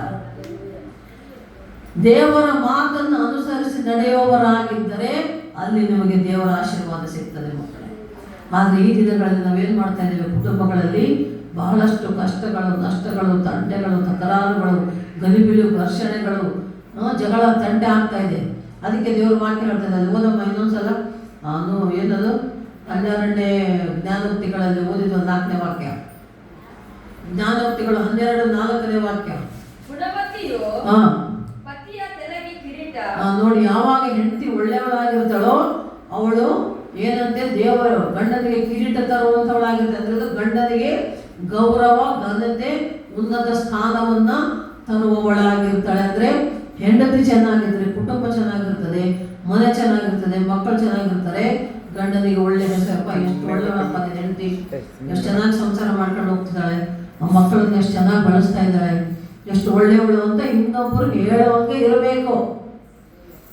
ಆಗ ಗಂಡನಿಗೆ ಕಿರೀಟ, ಪತಿಗೆ ಕಿರೀಟ. ಇಲ್ಲ ಅಂದ್ರೆ ಮುಂದೆ ವಾಕ್ಯ. ಗುಣವತಿಯು ಪತಿಯ ತಲೆ ಕಿರೀಟ, ಮಾನ ಪಡೆಯುವವಳು ಪತಿಯ ಎಲುಬಿಗೆ ಕ್ಷಯ. ಸಾಕು, ಇದು ವಾಕ್ಯ ಬಹಳ ಅರ್ಥ ಇದೆ. ಇದೊಂದು ವಾಕ್ಯ, ಇದೊಂದು ಗಂಟೆ ಮಾತಾಡ್ಬೋದು ಹೇಳೋದಾದ್ರೆ. ಏನಂತೆ, ಮಾನ ಪಡೆಯುವವಳು. ಯಾರು ಓದಿನ ಸಲ 2ನೇ ಭಾಗ. ಮಾನ ಪಡೆಯುವವಳು ಪತಿಯ ಎಲುಬಿಗೆ ಕ್ಷಯ. ಎಲುಬಿಗೆ ಕ್ಷಯ. ಈಗ ಆರೋಗ್ಯವಾಗಿರ್ಬೇಕಾದ್ರೆ ಮೈಯಲ್ಲಿ ಎಲುಬುಗಳು ಗಟ್ಟಿಯಾಗಿರ್ಬೇಕು, ಹೌದಾ? ಎಲುಬು ಏನಾದರೂ ಮೆತ್ತಗಾಯ್ತು ಅಂದ್ರೆ ನಿಲ್ಲಕ್ಕೂ ಆಗಲ್ಲ, ಕೂಡಕ್ಕೂ ಆಗಲ್ಲ, ಹಾಸಿಗೆಯಲ್ಲೇ ಬಿದ್ದಿರಬೇಕು ಮಕ್ಕಳು. ಈಗ ನಾವು ಮನುಷ್ಯರು ಕೂತ್ಕೊಂಡಿದೀವಿ, ನಿಂತಿದೀವಿ ಅಂದ್ರೆ ನಮ್ಮ ಬೆನ್ನು ಮೂಳೆ, ಬೆನ್ನು ಕೂಸ ಅಂತಾರೆ ತೆಲುಗಲ್ಲಿ, ಹಿಂದೆ ಇರೋ ಬೆನ್ನು ಮೂಳೆ ನೆಟ್ಟಗಿದ್ರೆ, ಆರೋಗ್ಯವಾಗಿದ್ರೆ ನೀನು ಕೂತ್ಕೊಳ್ತಿ, ನಿಂತುಕೊಳ್ತಿ, ಓಡಾಡ್ತಿ, ಕೆಲಸ ಮಾಡ್ತಿ, ದುಡಿಯುತ್ತಿ, ಬರ್ತಿ ಇರ್ತಿ. ಇಲ್ಲಾಂದ್ರೆ ಆ ಎಲುಬುಗಳಿಗೆ ಕ್ಷಯ. ಕ್ಷಯ ಅಂದ್ರೆ ಎಲುಬು ಕ್ಷೀಣಿಸಿ ಹೋಗೋದು, ಕರಗಿ ಹೋಗೋದು, ಸೌದು ಹೋಗೋದು, ಇಲ್ಲವಾಗೋದು. ಮಾನ ತೆಗೆಯುವ ಹೆಂಡತಿ ಇದ್ದರೆ ಗಂಡನಿಗೆ ಎಲುಬಿಗೆ ಬಲ ಇಲ್ಲಂಗ ಆಗ್ತದಂತೆ ಮಕ್ಕಳೇ. ಅಂದ್ರೇನು, ಬಿದ್ದು ಹೋಗ್ತದೆ ಅಂತ ಅಷ್ಟೇ, ಹಾಸಿಗೆ ಹಿಡಿದು ಬಿದ್ದು ಹೋಗ್ತದೆ, ಒಳ್ಳೆ ರೋಗಿ ಆಗ್ತದೆ, ಏನು ಉಪಯೋಗ ಇಲ್ಲದಂಗೆ ಆಗ್ತದೆ. ಅಂದ್ರೇನು, ಗಂಡನ ಬಗ್ಗೆ ಮಾನ ಸನ್ಮಾನ ಹೊಂದಿದವಳು, ಒಳ್ಳೆ ಗುಣ ಹೊಂದಿದವಳು, ಕುಟುಂಬವನ್ನ, ಗಂಡನನ್ನ, ಮನೆಯನ್ನ, ಮಕ್ಕಳನ್ನ, ಬಂಧು ಬಳಗವನ್ನ ಚೆನ್ನಾಗಿ ನೋಡಿಕೊಂಡು ಹೋಗುವವಳು ಒಳ್ಳೆಯವಳಾಗಿದ್ದರೆ ಆ ಕುಟುಂಬ ಅಭಿವೃದ್ಧಿ ಆಗ್ತದೆ. ಗಂಡನು ಸಂತೋಷವಾಗಿ, ಸಮಾಧಾನವಾಗಿ, ಆರೋಗ್ಯವಾಗಿ ಇರ್ತಾನೆ. ಇಲ್ಲ ಅಂದ್ರೆ ಆರೋಗ್ಯ ಇಲ್ಲ, ಬಲ ಇಲ್ಲ, ಸಮಾಧಾನ ಇಲ್ಲ, ಏನೂ ಇಲ್ಲ. ಗಂಡ ಹಾಸಿಗೆ ಹಿಡಿದು ಒಂದಲ್ಲ ಒಂದಿನ ಸತ್ತೇ ಹೋಗ್ಬಿಡ್ತಾನೆ ಅಷ್ಟೇ. ಕ್ಷಯ, ಅದು ಇನ್ನೇನು ನಾಶನೇ. ಅದು ಎಲುಬುಗಳೇ ನಾಶ ಆಗ್ತಾವಂತೆ ನೋಡ್ರಿ. ಎಲುಬಿಗೆ ಬಲ ಇಲ್ಲದಂಗೆ ಆಗ್ತದಂತೆ. ಚಿಂತೆ ಮಾಡಿ ಚಿಂತೆ ಮಾಡಿದ್ರೆ ರೋಗ ಮಕ್ಕಳೇ. ಒಂದು ವಾಕ್ಯ ಇದೆ ಲೋಕದ ರೀತಿಯಲ್ಲಿ, ಚಿಂತೆಯೇ ಮುಪ್ಪು, ಸಂತೋಷವೇ ಯೌವನ ಅಂತೆ. ಚಿಂತೆ ಮಾಡಿದರೆ ಮುದುಕರಾಗ್ಬಿಡ್ತಾರಂತೆ ಬೇಗ. ಮುಪ್ಪು, ರೋಗ, ಚಿಂತೆ, ರೋಗ, ಬಾಧೆ, ಆಯ್ತು, ಮುಗಿತವ್ರ ಕತೆ ಅಲ್ಲಿಗೆ. ಅದೇ ಸಂತೋಷವಾಗಿದ್ದರೆ ಯೌವನ ಇದ್ದಂಗಂತೆ. ಈಗ ಸಾಕ್ಷಿ, ನಾನು ಅಪ್ಪಾಜಿನೇ, ನಾವು ಸಂತೋಷವಾಗಿದ್ದೇವೆ, ಕ್ರಿಸ್ತನಲ್ಲಿ ಸಂತೋಷವಾಗಿದ್ದೇವೆ, ಫಿಲಿಪ್ಪಿ 4:4 ವಾಕ್ಯದ ಪ್ರಕಾರ ಇದ್ದೇವೆ. ಯಾವಾಗಲೂ ಸಂತೋಷವಾಗಿರಿ ಅಂತ ದೇವರ ವಾಕ್ಯ ಹೇಳ್ತಾ ಇದೆ ಮಕ್ಕಳೇ. ಎಂಥ ಪರಿಸ್ಥಿತಿ ಇರ್ತೀನಿ ನಿನಗೆ ನಾವು ಸಂತೋಷವಾಗಿರ್ಬೇಕು. ಯಾಕೆ? ಏಸಪ್ಪ ನನ್ನಪ್ಪ, ಏಸಪ್ಪ ನನ್ನ ಜೊತೆ ಇದ್ದಾನೆ, ಏಸಪ್ಪ ನನ್ನ ಕಾಯ್ತಾನೆ, ಏಸಪ್ಪ ನನ್ನ ಕಾಪಾಡ್ತಾನೆ, ನಾನು ಏಸಪ್ಪನ ಮಗಳು, ನಾನು ಏಸಪ್ಪನ ಮಗ, ನನಗೇನು ಆಗೋದಿಲ್ಲ, ನನಗೇನು ಆಗೋದಕ್ಕೂ ನನ್ನ ಏಸಪ್ಪ ಬಿಡೋದಿಲ್ಲ ಅನ್ನೋ ನಂಬಿಕೆಯಲ್ಲಿ ನಾವಿದ್ದರೆ ಯಾವಾಗಲೂ ಸಂತೋಷವಾಗಿರ್ತೇವೆ. ಅಯ್ಯೋ ಇದೇನಿದೆ ಹಿಂಗಾಯ್ತು, ಅಯ್ಯೋ ಯಾರೇನು ಮಾಡಿದ್ರೇನೋ. ಇನ್ನು ಕೆಲವ್ರಿಗೆ ಭಾಳ ಪೇತು ಮನಸ್ಸು, ಯಾರೋ ಏನೋ ಮಾಡಿಸ್ಬಿಟ್ಟಾರ, ಮಾಟ ಮಾಡಿಸ್ಬಿಟ್ಟಾರ, ಮಂತ್ರ ಮಾಡಿಸ್ಬಿಟ್ಟಾರ, ಅಂತರ ಮಾಡಿಸ್ಬಿಟ್ಟಾರ, ಅಂದ್ಕೊಂಡು ಓಡಾಡಿ ಅವ್ರ ಎಲುಬಿಗೆ ಕ್ಷಯನೇ. ಅವ್ರ ದೇಹದೆಲ್ಲ ಬಲಹೀನತೆನೇ ಆಗ್ತದೆ. ಬಲ ಹೊಂದಿಕೊಳ್ಳಲ್ಲ ಮಕ್ಕಳೇ. ಬಲಹೀನತೆಯಲ್ಲಿ ಕೊನೆಗೆ ಎಷ್ಟರವರೆಗೆ ಆಗುತ್ತೆ ಅಂದರೆ ತಮ್ಮ ಪ್ರಾಣನೇ ಕಳ್ಕೊಂಡ್ಬಿಡ್ತಾರೆ. ಅವ್ರು ಹಾಸಿಗೆ ಹಿಡಿದು ಪ್ರಾಣನೇ ಕಳ್ಕೊಂಡ್ಬಿಡ್ತಾರೆ, ಚಿಂತೆ ಮಾಡಿ ಮಾಡಿ ಮಾಡಿ. ಆದರೆ ಸಂತೋಷವಾಗಿ ಸಮಾಧಾನವಾಗಿದ್ದರೆ ಯೌವನ ಬಂದಂತೆ. ಅರ್ಥ ಆಯ್ತಾ? ಈಗ ಇಡೀ ವಯಸ್ಸು 75-76 ವರ್ಷ ಅಪ್ಪಾಜಿಗೆ, 67-65 ವರ್ಷ ನನಗೆ ಆಗ್ತಾ ಇದ್ರು, ನಾವಿನ್ನೂ ಸಂತೋಷವಾಗಿ ಸಮಾಧಾನವಾಗಿ ದೇಶ ವಿದೇಶಗಳು ಊರು ತಿರುಗ್ಕೊಂಡು ದೇವ್ರ ಸೇವೆ ಮಾಡ್ಕೊಂಡು ಆರಾಮಾಗಿ ಸಂತೋಷವಾಗಿದ್ದೀವಿ ನಾವು. ಯಾವುದು ಭಯ ಇಲ್ಲ, ಚಿಂತೆ ಇಲ್ಲ, ರೋಗ ಇಲ್ಲ, ಬಾಧೆ ಇಲ್ಲ, ಏನೂ ಇಲ್ಲ. ಇದ್ರೂ ಕೂಡ ಇಲ್ಲ ಅಂದ್ಕೊಂಡು ಆರಾಮಾಗಿರ್ತೀವಿ ನಾವು. ಹಾಗಿರ್ಬೇಕು ನೀವು ಕೂಡ. ಇರ್ತವೆ ಕಷ್ಟ, ಮನುಷ್ಯರೇ ನಾವು. ಮನುಷ್ಯರಿಗೆ ರೋಗ ಬರ್ತದೆ, ಮನುಷ್ಯರಿಗೆ ಚಿಂತೆ ಬರ್ತದೆ, ಮನುಷ್ಯರಿಗೆ ಬಾಧೆ ಬರ್ತದೆ, ಕಷ್ಟ ಬರ್ತದೆ, ನಷ್ಟ ಬರ್ತದೆ. ದುಡಿತೀರ, ಈಗ ರೈತರು ಬೆಳೆ ಬೆಳಿತೀರ, ಒಂದೊಂದ್ಸಲ ಲಾಭ ಬರ್ತದೆ, ಒಂದ್ಸಲ ನಷ್ಟ ಬರ್ತದೆ. ಲಾಭ ಬಂದಾಗೇನೋ ಜೈ ಜೈ ತೈ ತೈ ಅಂತ ಕೊಂಡು ಬಿಡ್ತಾರೆ. ನಷ್ಟ ಆದಾಗ ಅದಕ್ಕೆ ಒಂದು ಮಾತಿದೆ, ಸಂತೋಷ ಇದ್ದಾಗ ಹೆಚ್ಚು ಹಿಗ್ಗಬಾರ್ದಂತೆ, ಕಷ್ಟ ಬಂದಾಗ ಹೆಚ್ಚು ಕುಗ್ಗಿ ಹೋಗಬಾರ್ದಂತೆ. ಯಾವಾಗಲೂ ಒಂದೇ ರೀತಿ ಇರ್ಬೇಕು. ಅದೇ ದೇವರ ವಾಕ್ಯ ಹೇಳೋದು, ನೀವು ಯಥಾರ್ಥವಂತರಾಗಿರಿ. ಯಥಾರ್ಥವಂತರಾಗಿರೋದಂದ್ರೆ ಯಾವಾಗಲೂ ಒಂದೇ ರೀತಿ ಇರೋದು. ಲಾಭ ಆದರೂ ಒಂದೇ ರೀತಿ ಇರಬೇಕು, ನಷ್ಟ ಆದರೂ ಒಂದೇ ರೀತಿ ಇರಬೇಕು, ರೋಗ ಇದ್ದರೂ ಒಂದೇ ರೀತಿ ಇರಬೇಕು, ಬಲಹೀನತೆ ಇದ್ದರೂ ಒಂದೇ ರೀತಿ ಇರಬೇಕು, ಆರೋಗ್ಯ ಇದ್ದಾಗಲೂ ಒಂದೇ ರೀತಿ ಇರಬೇಕು ನಾವು. ಅದು ಯಥಾರ್ಥ. ದೇವರ ಮಕ್ಕಳು, ಯೇಸಪ್ಪನ ಮಕ್ಕಳು ಯಾವಾಗಲೂ ಯಥಾರ್ಥವಂತರಾಗಿದ್ದರೆ ಮಾತ್ರ ಅವರಿಗೆ ದೇವರ ಕೃಪೆ, ದೇವರ ಆಶೀರ್ವಾದ ಖಂಡಿತ ಸಿಗ್ತದೆ ಮಕ್ಕಳೇ. ಹಲ್ಲೆಲೂಯಾ. ಅದಕ್ಕೆ ಹೇಳೋದು ದೇವರ ವಾಕ್ಯ, ನೀವು ಏನು ಮಾಡಬೇಕು? ದೇವರ ವಾಕ್ಯವನ್ನು ಕೇಳುವವರಾಗಿ ಅದನ್ನು ಅನುಸರಿಸುವವರಾಗಿರಬೇಕು. ಸುಮ್ಮನೆ ಬರೀ ಕೇಳಿ ಎದ್ದು ಹೋದ್ವಿ, ಚರ್ಚಿಗೆ ಬಂದ್ವಿ, ವಾಕ್ಯ ಕೇಳಿ ಎದ್ದು ಹೋಗಿ ಮತ್ತೆ ಇಷ್ಟ ಬಂದಂಗೆ ಮಾಡ್ಕೊಂಡಿವಿ ಅಂದರೆ ದೇವರ ಆಶೀರ್ವಾದ ನಿನಗಿಲ್ಲ. ಕುಟುಂಬ ಅಭಿವೃದ್ಧಿ ಆಗೋದಿಲ್ಲ, ಗಂಡ ಹೆಂಡತಿಗೆ ಒಳ್ಳೆಯದಾಗಲ್ಲ, ಮಕ್ಕಳಿಗೆ ಒಳ್ಳೆಯದಾಗಲ್ಲ, ನಿಮ್ಮ ಕುಟುಂಬಕ್ಕೆ ಒಳ್ಳೆಯದಾಗಲ್ಲ.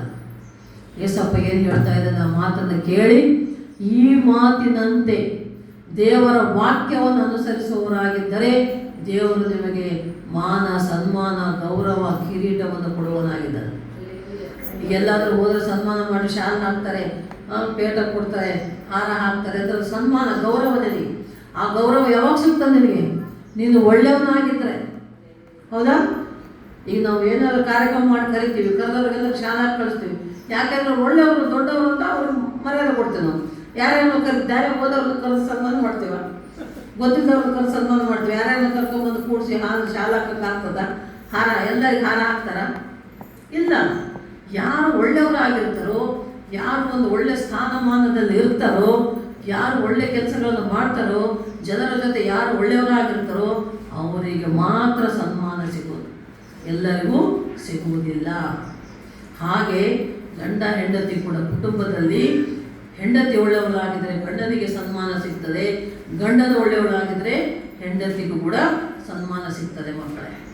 ಒಳ್ಳೆ ಗೌರವ ಸಿಗೇ, ಎಂಥ ಹೆಂಡತಿಯಪ್ಪ, ಎಂಥ ಒಳ್ಳೆ ಮನುಷ್ಯಳಮ್ಮ, ಹಾಗೆ ಗಂಡ ಎಷ್ಟು ಒಳ್ಳೆ ಗಂಡ ಅಪ್ಪ, ಮನೆಯಲ್ಲಿ ಎಷ್ಟು ಚೆನ್ನಾಗಿ ನೋಡ್ಕೊತಾನೆ, ಹೆಂಡತಿ ಮಕ್ಕಳನ್ನ ಎಷ್ಟು ಚೆನ್ನಾಗಿ ನೋಡ್ಕೊತಾನೆ, ಎಷ್ಟು ಚೆನ್ನಾಗಿ ಇಟ್ಕೊಂಡಾನೆ, ಕಷ್ಟ ಇದ್ರೂ ಕೂಡ ಎಷ್ಟು ಚೆನ್ನಾಗಿ ನೋಡ್ಕೊತಾನೆ ಅಂತ ಅನ್ನಬೇಕು. ನೀವು ಇರೋರು ಒಬ್ಬರಿಗೊಬ್ಬರು ಅದೇ ಸಾಕ್ಷಿ, ನಮ್ಮ ಜೀವನ ಸಾಕ್ಷಿ ಮಕ್ಕಳಾಗಿ, ಸಾಕ್ಷಿ ಕುಟುಂಬಗಳಾಗಿರ್ಬೇಕು ಮಕ್ಕಳು. ಅದಕ್ಕೆ ದೇವರು ಒಟ್ಟಿಗೆ ಮಾತಾಡ್ತಾ ಇರೋದು, ಪ್ರತಿಯೊಂದು ಮಕ್ಕಳ ಕುಟುಂಬ ಸಾಕ್ಷಿ ಕುಟುಂಬವಾಗಿರಬೇಕು. ಹಲ್ಲೆಲೂಯಾ. ಸಾಕ್ಷಿ ಕುಟುಂಬ. ಯಾವಾಗ ನಾವು ಸಾಕ್ಷಿಗಳಾಗಿರ್ತೇವೆ? ಅಪೊಸ್ತಲ ಕಾರ್ಯಗಳು 1:8 ವಾಕ್ಯ ಹೋದ್ರೆ,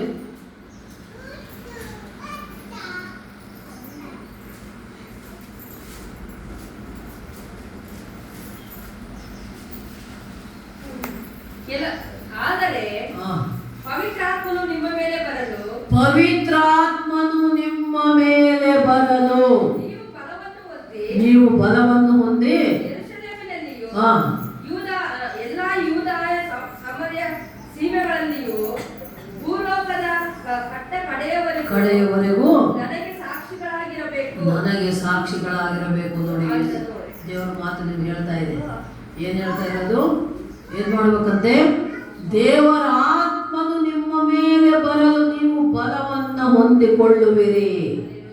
ಪರಿಶುದ್ಧಾತ್ಮ ದೇವರ ಅಭಿಷೇಕ ನೀವು ಹೊಂದಿಕೊಂಡಿದ್ದರೆ ಆಗ ನಿಮಗೆಲ್ಲ ಒಳ್ಳೆಯದಾಗ್ತದೆ, ನೀವು ಬಲದಿಂದ ಇರ್ತೀರಿ, ಆರೋಗ್ಯದಿಂದ ಇರ್ತೀರಿ, ಸಮಾಧಾನದಿಂದ ಇರ್ತೀರಿ, ನೆಮ್ಮದಿಯಿಂದ ಇರ್ತೀರಿ. ನಿಮ್ಮ ಮನೆಯಲ್ಲಿ ನಿಮಗೆ ಬೇಕಾದ ಆಹಾರ, ಬಟ್ಟೆ, ಮನೆ ಎಲ್ಲವನ್ನ ಏಸಪ್ಪ ಕೊಡ್ತಾನೆ. ಆವಾಗ ನೀವು ಭೂಮಿಯ ಕಟ್ಟ ಕಡೆಯವರೆಗೆಲ್ಲ ನಿಮ್ಮ ಊರಲ್ಲಿ, ನಿಮ್ಮ ಕೇರಿಯಲ್ಲಿ, ನಿಮ್ಮ ಮನೆಯಲ್ಲಿ ನೀವು ಒಳ್ಳೆ ಸಾಕ್ಷಿಗಳಾಗಿರ್ತೀರಿ ಅಂತ ವಾಕ್ಯ ಹೇಳ್ತಾ ಇದ್ದೇವೆ. ಯಾವಾಗ ಪವಿತ್ರಾತ್ಮನ ಬಲ ಬರ್ತದೆ ನಿಮಗೆ? ದೇವರ ವಾಕ್ಯವನ್ನು ಅನುಸರಿಸುವವರಾಗಿದ್ದರೆ, ದೇವರ ವಾಕ್ಯದ ಪ್ರಕಾರ ನೀವು ನಡ್ಕೊಂಡ್ರೆ ಪರಿಶುದ್ಧಾತ್ಮ ದೇವರು ನಿಮ್ಮ ಮೇಲೆ ಬರ್ತಾನೆ. ಆತ್ಮದ ಬಲ ಹೊಂದಿಕೊಳ್ತೀರಿ. ಪರಿಶುದ್ಧಾತ್ಮ ದೇವರ ಅಭಿಷೇಕ ನಿಮ್ಮ ಮೇಲೆ ಬಂದಾಗ ನಾವು ಬಲವನ್ನು ಹೊಂದಿಕೊಳ್ತೇವೆ. ಬಲವನ್ನು ಹೊಂದಿಕೊಂಡಾಗ ನಮಗೆ ಯಾವ ಕೊರತೆ ಇರೋದಿಲ್ಲ. ಆಗ ನಾವು ಒಳ್ಳೆ ಸಾಕ್ಷಿಗಳಾಗಿ ಇರ್ತೇವೆ ಮಕ್ಕಳೇ. ಹಲ್ಲೆಲೂಯಾ. ನೋಡಿ, ನಿಮ್ಮ ಕುಟುಂಬ ಸಾಕ್ಷಿ ಕುಟುಂಬವಾಗಿರಬೇಕಂದ್ರೆ ದೇವರ ವಾಕ್ಯದ ಪ್ರಕಾರ ನಡ್ಕೊಳ್ಬೇಕು. ದೇವರ ವಾಕ್ಯದ ಪ್ರಕಾರದಲ್ಲಿ ನಡ್ಕೊಂಡು ಪರಿಶುದ್ಧರಾಗಿ ಒಳ್ಳೆಯವರಾಗಿದ್ದರೆ ಪರಿಶುದ್ಧಾತ್ಮ ದೇವರ ಅಭಿಷೇಕ ಹೊಂದಿಕೊಳ್ತೀರಿ. ಪರಿಶುದ್ಧಾತ್ಮದ ಅಭಿಷೇಕ ಹೊಂದಿಕೊಂಡಾಗ ಬಲ ಬರ್ತದೆ. ಆ ಬಲದಿಂದ ನೀವು ಆರೋಗ್ಯವಾಗಿ, ಸಮಾಧಾನವಾಗಿ, ನೆಮ್ಮದಿಯಿಂದ ಜೀವಿಸುವವರಾಗಿರ್ತೀರಿ ಮಕ್ಕಳೇ. ಹಾಗೆ ನಿಮ್ಮ ಕುಟುಂಬ ಮಾತಾ ಮರಿಯಳ ಕುಟುಂಬದಂತೆ ಏಸಪ್ಪನನ್ನೇ ನಂಬಿಕೊಂಡಿರುವ ಕುಟುಂಬದ ಆಗಿರಲಿ. ಅಬ್ರಹಾಮ ಸಾರಾಳಂತೆ ಏಸಪ್ಪನ ಮೇಲೆ ವಿಶ್ವಾಸ ಹೊಂದಿದ ಕುಟುಂಬವಾಗಿರಲಿ. ಅನ್ಯೋನ್ಯತೆ ಸಂಬಂಧ, ನೋಹನ ಕುಟುಂಬ ದೇವರೊಂದಿಗೆ ಸಂಬಂಧ ಹೊಂದಿತ್ತು. ದೇವರ ಮಾತು ಕೇಳ್ತಾ ಇದ್ದ ನೋಹ. ಹಾಗೆ ನೀವು ಕೂಡ ದೇವರ ವಾಕ್ಯವನ್ನು ಕೇಳಿ ದೇವರ ವಾಕ್ಯದ ಪ್ರಕಾರ ನಡೆದುಕೊಳ್ಳುವರಾದರೆ ಎಂಥ ಕಷ್ಟ ಬಂದರೂ ಏಸಪ್ಪ ನಿಮ್ಮನ್ನ ಕಾಪಾಡ್ತಾನೆ. ನೋಹ ಕುಟುಂಬವನ್ನ ಜಲ ಪ್ರಳಯದಿಂದ, ನಾಶನದಿಂದ ತಪ್ಪಿಸಿ ಕಾಪಾಡಿದಂತೆ ನಿನ್ನ ಕುಟುಂಬವನ್ನ ಏಸಪ್ಪ ಕಾಪಾಡ್ತಾನೆ ಮಕ್ಕಳೇ. ದೇವರಿಗೆ ಮೊದಲನೇ ಸ್ಥಾನ ಕೊಡ್ರಿ. 1ನೇ ಅಂಶ. 2ನೇದು ಪ್ರಾರ್ಥನೆ ಮಾಡಿಕೊಂಡಿರಿ. 3ನೇದು ನಂಬಿಕೆ ವಿಶ್ವಾಸದಿಂದಿರಿ. 4ನೇದು ಪ್ರೇಯರ್ ಮಾಡ್ಕೊಳ್ಳಿ. ಪ್ರಾರ್ಥನೆ, ನಂಬಿಕೆ, ವಿಶ್ವಾಸ, ಪ್ರೀತಿ, ಕ್ಷಮಾಗುಣ. ಅರ್ಥ ಆಯ್ತಾ? ದೇವರಿಗೆ ಮೊದಲನೇ ಸ್ಥಾನ ಪ್ರಾರ್ಥನೆ, ನಂಬಿಕೆ, ಪ್ರೀತಿ, ಕ್ಷಮಾಗುಣ. ಈ 5 ಅಂಶಗಳು, ಗುಣಗಳು, ಸ್ವಭಾವಗಳು ನಿಮ್ಮಲ್ಲಿದ್ದರೆ ನಿಮ್ಮ ಕುಟುಂಬವು ಸಂತೋಷ, ಸಮಾಧಾನದಿಂದ ಇರುತ್ತದೆ. ಆತ್ಮಿಕವಾಗಿ, ಆತ್ಮಿಕವಾಗಿ ಅಂದರೆ ದೇವರ ವಾಕ್ಯದಲ್ಲಿ ಬಲಗೊಳ್ಳೋದು. ಆರ್ಥಿಕವಾಗಿ ಅಂದರೆ ನಿಮಗೆ ಹಣ, ದುಡ್ಡು, ದುಡಿಮೆ, ಕೂಲಿ ಕೆಲಸ, ನೌಕರಿ, ಸಂಬಳ ಸಿಗ್ತದೆ ನಿಮಗೆ. ಆವಾಗ ನೀವು 2 ರೀತಿಯಲ್ಲಿ ಬಲ ಹೊಂದಿಕೊಳ್ತೀರಿ. ಇವೆರಡೂ ಇದ್ದಾಗ ನಿಮ್ಗೇನಾಗ್ತದೆ? ಆರೋಗ್ಯವು, ದೇಹವು ಕೂಡ ಬಲ ಹೊಂದಿಕೊಳ್ತದೆ ಮಕ್ಕಳೇ. ಅರ್ಥ ಆಯ್ತಾ? ಆತ್ಮಿಕವಾಗಿ, ಆರ್ಥಿಕವಾಗಿ ಬಲ ಹೊಂದಿದಾಗ ನಿಮ್ಮ ಪ್ರಾಣಾತ್ಮ ಶರೀರಗಳು ಕೂಡ ಬಲವನ್ನು ಹೊಂದಿಕೊಂಡಿರ್ತವೆ. ನೀವು ಆರೋಗ್ಯವಾಗಿ, ಸಮಾಧಾನವಾಗಿ ಇರ್ತೀರಿ. ಹಲ್ಲೆಲೂಯಾ. ದೇವರು ನಿಮ್ಮ ಕುಟುಂಬಗಳನ್ನು ಹೆಚ್ಚಾಗಿ ಆಶೀರ್ವದಿಸಲಿ. ಹೊಸ ವರ್ಷದಲ್ಲಿ ಪ್ರತಿ ಕುಟುಂಬ, ನಮ್ಮ ಸೋಮಲಾಪುರ ಗ್ರಾಮದಲ್ಲಿರುವ ಪ್ರತಿ ಕುಟುಂಬ, ಸಭೆಗೆ ಬರುವ ಪ್ರತಿ ಕುಟುಂಬ, ಯೇಸುವಿನ ನಂಬಿದ ಪ್ರತಿ ಕುಟುಂಬಗಳು ದಿನದಿನಕ್ಕೂ ಹೆಚ್ಚೆಚ್ಚಾಗಿ ಅಭಿವೃದ್ಧಿ ಹೊಂದಲಿ. ಮತ್ತು ಎಲ್ಲಕ್ಕಿಂತ ಹೆಚ್ಚಾಗಿ ಏನಾಗಿರ್ಬೇಕಂತೆ? ಸಾಕ್ಷಿ ಕುಟುಂಬಗಳಾಗಿರ್ಬೇಕು. ಹಲ್ಲೆಲೂಯಾ. ಸಾಕ್ಷಿ ಕುಟುಂಬಗಳಾಗಿ ಪ್ರತಿ ಕುಟುಂಬವೂ ಇರಲಿ. ಮತ್ತು ಪ್ರತಿಯೊಬ್ಬರು ಮೊದಲ ಸ್ಥಾನ ಯೇಸಪ್ಪನಿಗೆ ಕೊಡುವುದಾದರೆ ಖಂಡಿತ ನಿಮ್ಮ ಮೇಲೆ ದೇವರ ಕೃಪೆ, ಆಶೀರ್ವಾದ ಸದಾ ಕಾಲ ಇರುತ್ತದೆ. ದೇವರು ನಮ್ಮನ್ನು, ನಿಮ್ಮನ್ನು, ನಿಮ್ಮ ಕುಟುಂಬಗಳನ್ನು ಮತ್ತು ಈ ವಾಕ್ಯವನ್ನು ದೇವರು ಆಶೀರ್ವದಿಸಲಿ. ಒಂದು ಕ್ಷಣ ಪ್ರಾರ್ಥನೆ.